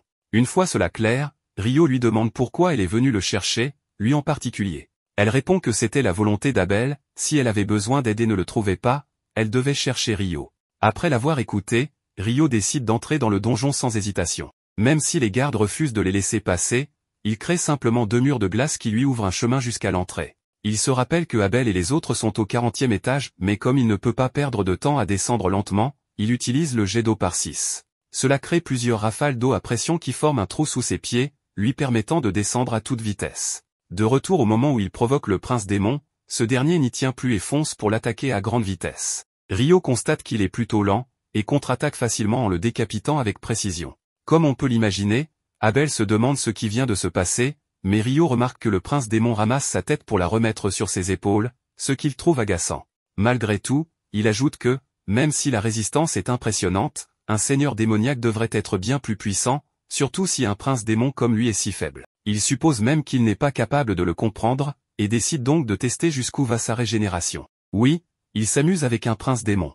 Il utilise ensuite la magie jet d'eau par 256, créant dans les airs une énorme quantité de canons d'eau sous pression qui tirent tous en même temps sur le prince démon. La puissance est telle que le corps de l'ennemi est réduit en morceaux. Sans laisser la moindre ouverture, sa pierre magique est détruite, et en quelques secondes, son corps se change en cendres. Abel le remercie de les avoir sauvés et, avec modestie, Rio lui répond que ce n'était rien, mais qu'il peut toujours le remercier en l'invitant à manger. Abel accepte, proposant de l'inviter à manger pendant une semaine entière, mais il est interrompu lorsque Rhea s'accroche à son bras, soulagé qu'il soit en vie. Abel s'excuse alors de l'avoir inquiété. Juste après, le vieil homme, qui s'appelle en réalité Arthur Berazi, se présente à Rio sous ce nom. Il précise aussi qu'il est conseiller du département des mages royaux et représentant de la cour dans cette affaire. Il le remercie pour son aide, tout en constatant qu'ils ont subi quelques pertes malgré le sauvetage. Il mentionne que lorsque les mages auront récupéré leur mana, ils emporteront les corps des défunts. Abel se propose de collecter les pierres magiques des démons avec Rio, pour redistribuer les bénéfices aux familles des victimes. Rio accepte sans problème, mais, entendant le mot démon, il leur demande si ses ennemis étaient vraiment de cette race. Abel confirme que oui, ils ont failli y laisser la vie et n'en avaient jamais rencontré auparavant, car cela faisait des centaines d'années qu'ils n'étaient pas apparus dans les provinces centrales. En l'entendant, Rio se rappelle que Léonore s'était identifiée comme une démone et se demande quelle est la différence entre une démone et un démon. Abel, le voyant pensif, lui demande ce qui se passe. Rio explique que lorsqu'il est descendu depuis le niveau 39, il a ressenti comme une barrière, bien qu'il ne la sente plus maintenant. Abel suppose que c'est parce qu'il a vaincu le prince démon, ce que Rio trouve logique, car il est normal qu'une sortie sur du donjon apparaisse après avoir battu un boss. Ensuite, Rio mentionne avoir remarqué quelque chose d'étrange lorsqu'il a utilisé son dos niveau 39, près des escaliers, et veut aller vérifier cela plus tard. Peu après, Abel leur montre une pierre magique noire. En la voyant, Arthur raconte que lorsqu'il était encore aventurier, il avait rencontré un démon dans les provinces occidentales mais n'avait pas pu le tuer. C'est donc la première fois qu'il voit la pierre magique d'un démon. Ria ajoute que les temples des provinces centrales n'ont aucun registre concernant ces pierres. Arthur complète en disant que, selon certaines rumeurs, les démons apparaissent soudainement et de manière aléatoire, ce qui a amené à penser qu'ils pourraient utiliser de la magie spatio-temporelle, ce qui attire l'attention de Rio. Pendant ce temps, un groupe d'aventuriers se trouve dans une sorte d'hôtel, où apparaît Léonore par un portail. Elle dit être venue jeter un œil car elle avait ressenti quelque chose d'étrange, mais tombe sur un hôtel humain. Le chef du groupe la qualifie de seigneur sombre et déclare que sa vie touche à sa fin. Un autre explique que cet hôtel a coûté de nombreux sacrifices, et qu'il est connu que l'enflammé permet de faire apparaître le seigneur des démons. Léonore leur demande alors qui ils sont, eux qui osent invoquer le seigneur démon. Le groupe révèle qu'il s'agit de Roman le héros, dont le devoir est de tuer le seigneur des démons. Intriguée, Léonore les incite à combattre, heureuse d'affronter quelqu'un de fort. Mais dès l'échange de coups, elle transperce le corps de Roman avec une facilité déconcertante, ressentant une grande déception. Elle se place ensuite derrière un autre aventurier, sans qu'il s'en aperçoive, et les avertit que s'il l'attaque, elle contre-attaquera immédiatement. Elle leur conseille donc de sauver ce héros inutile. Suivant son conseil, il s'occupe de Roman, et Léonore en profite pour saisir le joyau sacré utilisé lors du rituel. Lorsque Roman la traite à nouveau de seigneur sombre, elle précise clairement qu'elle n'est pas le chef des démons, ce que les aventuriers jugent impossible, vu sa puissance. Elle n'ajoute rien de plus, mais fait comprendre que même en équipe, il ne pourrait pas battre le véritable chef des démons, soulignant ainsi la différence de puissance. Elle précise aussi qu'il existe des humains aussi puissants qu'elle, en murmurant le nom de Rio, qu'elle considère toujours comme un adversaire amusant. Elle leur répète qu'elle n'est pas le chef des démons, et que son nom est Léonore. Puis, elle conseille aux héros de devenir plus forts, au moins le plus fort des humains, car des héros n'apparaissent pas tous les jours. Roman peine à réaliser qu'il existe un humain plus fort que lui, mais Léonore insiste, cet humain est environ 10 000 fois plus puissant que lui, il a donc encore un long chemin à parcourir. Peu après, elle repart par le portail, qui disparaît aussitôt. De retour avec le groupe d'expédition, après un moment de marche, Abel aperçoit de loin les aventuriers de Lune. Arthur suppose qu'ils ont été engagés par Clip pour sécuriser la route du 11e étage. Abel en conclut que la distorsion de téléportation n'a affecté que les niveaux 10 et 11. Arrivés aux escaliers, Rio leur montre ce qu'il pense être l'anomalie qu'il avait détectée avec sa sonde. Arthur ne reconnaît pas l'objet, mais d'après les outils magiques, il émettait du mana jusqu'à peu. Faute de mieux, il l'emporte dans un sac barrière, qui empêche toute entrée ou sortie de mana, faisant de cet objet leur seule piste. En montant les escaliers, Abel remercie encore Rio d'avoir sauvé tout le monde, exprimant sa profonde gratitude. Rio en profite pour lui demander une compensation, lui indiquer où manger un bon curry à Lune. Abel promet sans problème, mais Rio ajoute qu'en cas de mensonge, il le découpera en morceaux comme ce démon, car le curry n'est pas une plaisanterie. Abel lui demande de ne pas blaguer là-dessus, mais Rio insiste qu'il suffit de tenir sa promesse pour rester en vie. À leur sortie du donjon, Nathalie les accueille avec joie, et Abel suppose que c'est elle qui avait prévenu Rio, la remerciant pour cela. Hugh, de son côté, est soulagé de revoir Abel, pensant qu'il n'en sortirait pas vivant. Apercevant Rio avec eux, il tente de le réprimander pour avoir ignoré les gardes, mais Arthur l'interrompt en précisant qu'ils sont en vie uniquement grâce à lui. Hugh est surpris et Arthur lui propose d'en discuter ailleurs. Bien qu'ils ne comprennent pas tout, Hugh remercie Rio de les avoir sauvés avant de se retirer avec Arthur. Arthur lui raconte qu'ils avaient affronté une quinzaine de démons, accompagnés d'un prince démon. Hugh suppose que c'est normal d'avoir survécu, mais Arthur précise qu'en réalité, le prince démon a failli le tuer et que seul Rio les a sauvés. Il lui demande donc qui est ce garçon. Mais Hugh répond qu'il n'en sait rien, si ce n'est que Rio les avait aidés à traverser les montagnes maléfiques. Arthur rit en soulignant qu'il est non seulement ami d'Abel, mais aussi capable de tuer un prince démon. Hugh reste confus, et Arthur explique que Rio a exterminé le prince et sa suite sans difficulté, un cas sans précédent selon Abel. Arthur conclut que le pays doit à tout prix lui être reconnaissant, mais si les aristocrates stupides s'en mêlent, cela tournera mal. Il préfère donc qu'il n'y ait aucun rapport officiel sur l'incident, ce que Hugh accepte, allant même jusqu'à dire qu'il ne mentionnera pas son nom dans les dossiers, car l'une ne veut pas se faire un ennemi de Rio. Le lendemain, Rio fait courir Nils et les garçons sur une longue distance, les épuisant complètement par rapport à son immense endurance. Plus tard, en traversant la ville, il se sent encore frustré par la brièveté du combat de la veille. Il sent alors une odeur familière et, en entrant dans une taverne, il tombe sur Sera. Elle le salue chaleureusement et s'étonne qu'il connaisse cet endroit, mais Ryo précise qu'il a seulement été attiré par l'odeur du curry. Sera lui assure alors qu'ici est servi le meilleur curry de l'une. Il commande 2 currys d'intensité moyenne. En attendant, elle lui demande où il vit. Ryo répond qu'il réside actuellement au dortoir de la guilde. Cela la surprend, car il s'agit du dortoir des novices, mais elle remarque qu'il a pu accéder à l'aile nord de la bibliothèque, ce qui signifie qu'il est au moins du rang D. Il confirme que c'est le rang qui lui a été attribué lors de son inscription. Elle trouve cela impressionnant, mais logique vu sa force. Après leur repas, il quitte le local. Ryo lui fait remarquer que, malgré son statut d'aventurière, il ne l'a jamais croisée. Sera explique qu'elle travaillait récemment à l'extérieur et qu'elle a un contrat à long terme comme instructrice d'escrime pour les chevaliers du comte de Lune, précisant qu'elle est plus forte qu'on ne le pense. Comme elle s'approche un peu trop, Ryo détourne le regard, mais elle lui propose ensuite de s'entraîner ensemble. Il accepte, et ils vont dans une arène d'entraînement pour un duel avec de vraies épées. Avant de commencer, elle remarque qu'au moment où il est entré dans la taverne, il semblait frustré, comme s'il n'avait pas pu se défouler lors de son dernier combat. Ryo lui demande comment elle a su qu'il se battait à l'épée. Elle répond que c'est ce que sa posture lui a inspiré, et suppose qu'il utilise à la fois magie et épée. Le combat débute. Sera attaque la première avec une estocade, que Ryo esquive avant de contre-attaquer avec force. Elle évite elle aussi, et cela se répète. La puissance et la précision de Ryo deviennent évidentes. Sera s'arrête pour lui dire qu'il est très doué, malgré sa vitesse, il a pu la suivre, ce qu'aucun chevalier n'a réussi. Mais elle le prévient qu'elle va maintenant se battre sérieusement. Elle réduit instantanément la distance et lance une pluie d'attaques rapides. Ryo remarque aussitôt son augmentation de vitesse et bloque tant bien que mal. Finalement, sa lame est envoyée valser et Sera pose son épée contre son cou. Il se rend aussitôt. Elle le serre alors dans ses bras, répétant qu'il est incroyable, mais se reprend rapidement. Elle souligne qu'il a pu suivre son rythme alors qu'elle utilisait des enchantements de vent. Ryo suppose qu'effectivement, elle avait renforcé sa vitesse par magie, chose qu'il ne peut pas faire. Mais Sera ajoute que sa défense est impénétrable et lui demande son secret. Ryo répond qu'il applique les enseignements de son mentor, celui qui lui a donné sa tenue. Sera comprend immédiatement qu'il s'agit du roi des fées, une figure presque légendaire, et dit l'avoir deviné par intuition, car les elfes sont liés à ce genre de choses. Avant qu'il ne poursuive, une femme vient prévenir Sera qu'il est l'heure de la leçon du jeune Alfonso.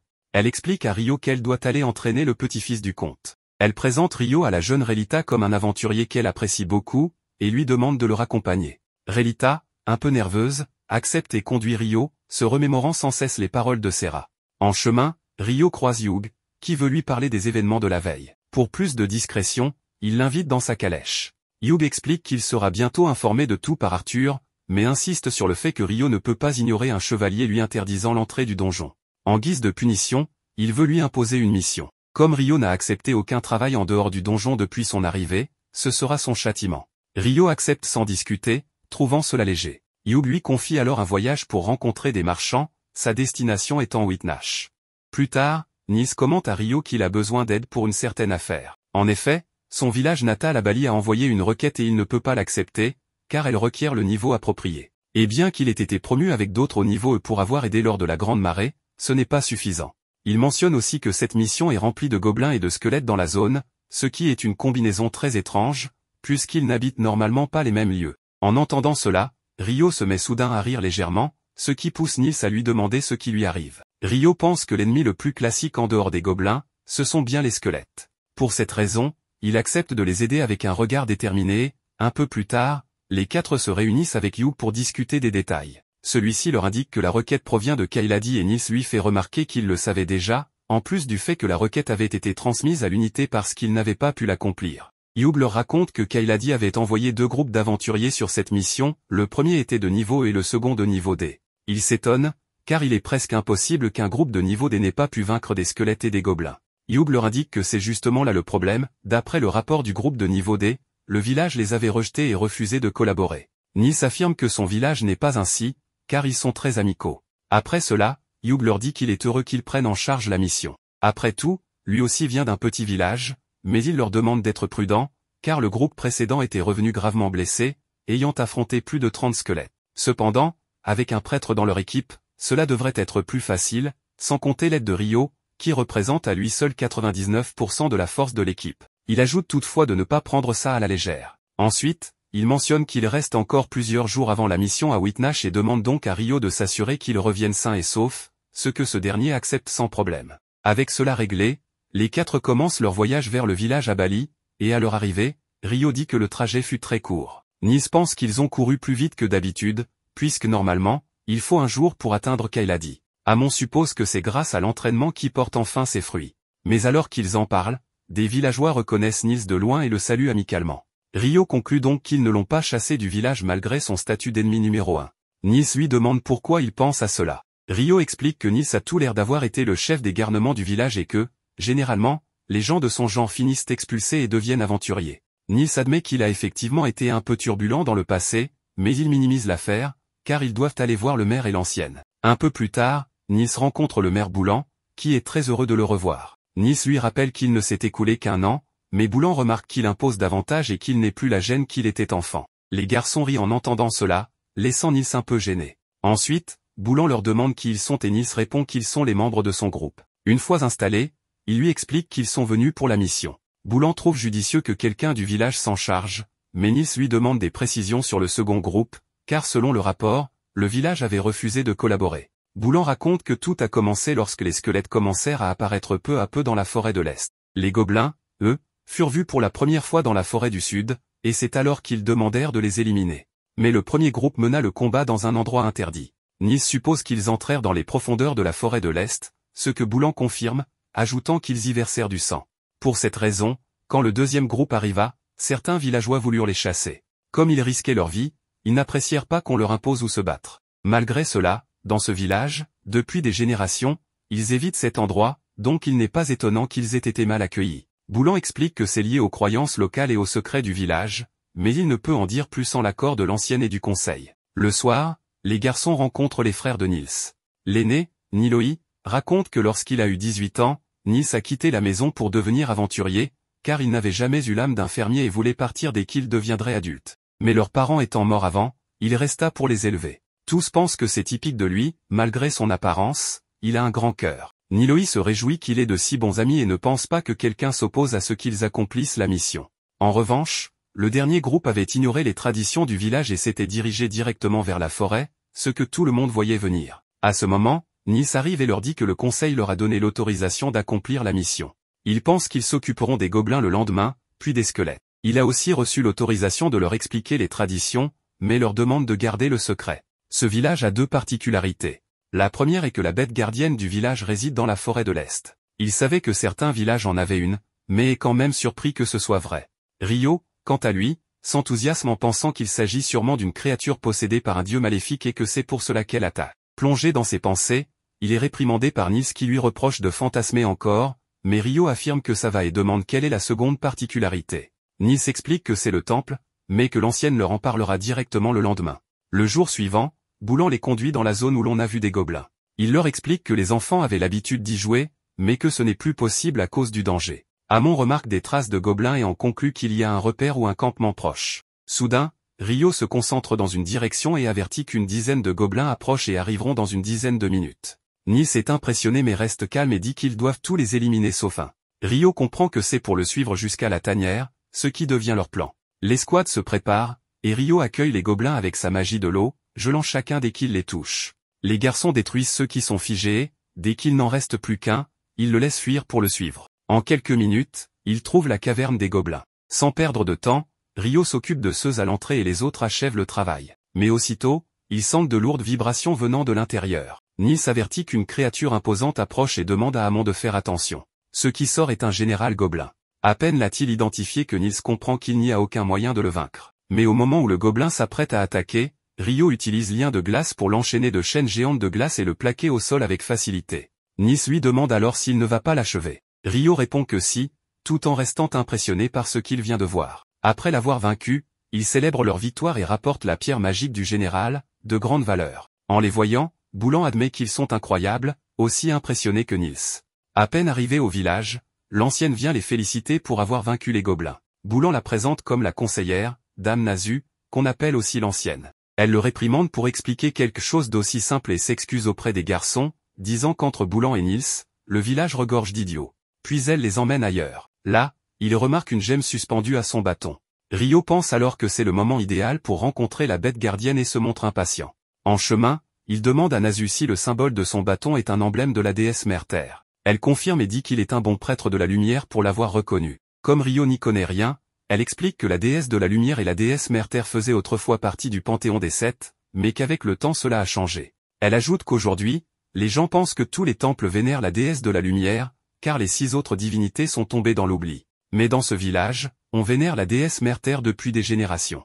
Ryo lui demande alors s'il ne peut pas utiliser la magie curative de la lumière. Elle répond que si, mais que c'est différent de celle pratiquée dans les temples de la lumière. Les serviteurs de la déesse Mère Terre n'utilisent pas d'incantation, car ils n'en ont pas besoin.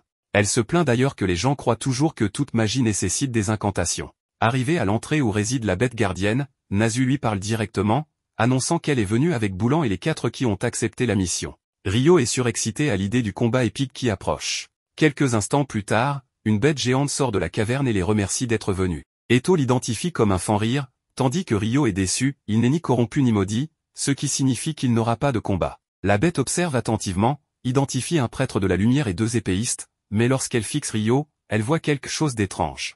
Elle se présente comme Kushin et lui demande son nom.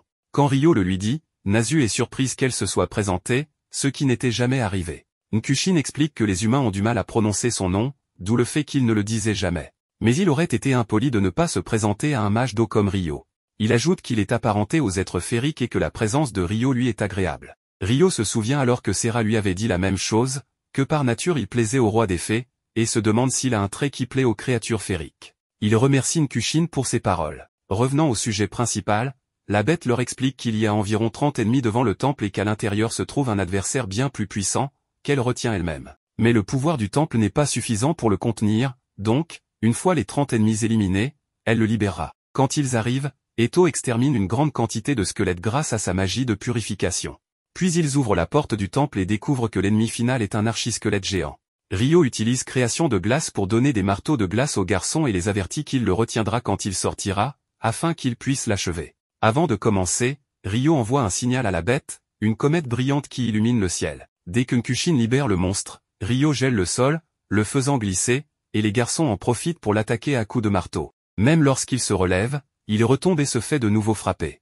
Ryo se vante de sa magie dont il ne pourra pas s'échapper, et Nils donne le coup final en visant le cou du squelette. Après l'avoir vaincu, Nasu dit qu'elle n'était jamais entrée dans le temple, mais en y entrant, elle remarque qu'il manque quelque chose. Boulan lui demande quoi et elle répond que la dernière prêtresse avait dit qu'il y avait une gemme très brillante, qui s'était ternie puis avait explosé. D'après ce qu'a dit la bête, il semble que cette caverne recevait un flux de pouvoir venu du temple. De plus, dernièrement, ils furent attaqués plusieurs fois par des gobelins, ce qui pousse Ryo à se demander si ce ne sont pas eux qui ont tué les parents de Nils. Nasu continue en expliquant qu'ils n'ont jamais trouvé l'origine, mais qu'ils ont découvert cette caverne, et se demande si le pouvoir du temple générait les gobelins. Elle crée alors un sceau pour bloquer la caverne et éviter que le pouvoir du temple l'influence encore. Avec la mission terminée, les garçons prennent congé pour rentrer. En chemin, Nils rappelle qu'il y a presque 300 jours qu'ils se sont enregistrés comme aventuriers, ce qui signifie qu'ils ne pourront plus vivre à la résidence. Il dit donc à Ryo et Amon que lui et Eto, en déménageant, veulent acheter ou louer une maison et leur propose d'y vivre ensemble. Amon accepte avec plaisir, mais Ryo demande un peu de temps pour réfléchir, car il veut d'abord éclaircir certaines choses. Pendant ce temps, Youb demande à Abel d'aller au festival du port ouvert de Whitnash à sa place. Normalement, il enverrait Phelps, mais comme celui-ci est occupé, il n'a pas d'autre choix. Changement de scène, des chevaliers magiques de l'Empire s'entraînent, mais le combat est interrompu par la commandante qui veut leur annoncer quelque chose. Elle leur dit que, sur ordre de son Altesse impériale, le lieutenant et elle partiront demain pour Whitnash, dans le royaume de Knightley, et seront absents 2 mois. En quittant le lieu, elle dit à son lieutenant qu'il a été clément aujourd'hui. En effet, la dernière fois qu'un peloton avait fait une erreur à l'entraînement, il leur avait tiré dans les jambes, alors qu'aujourd'hui, il les avait simplement arrêtés. Pour sa défense, il fait remarquer que l'intervention des guérisseurs pourrait retarder l'entraînement. Elle ne s'étonne pas que les soldats soient terrifiés à la vue de ces flèches de feu. Après tout, son surnom magicien du brasier vient de ce pouvoir.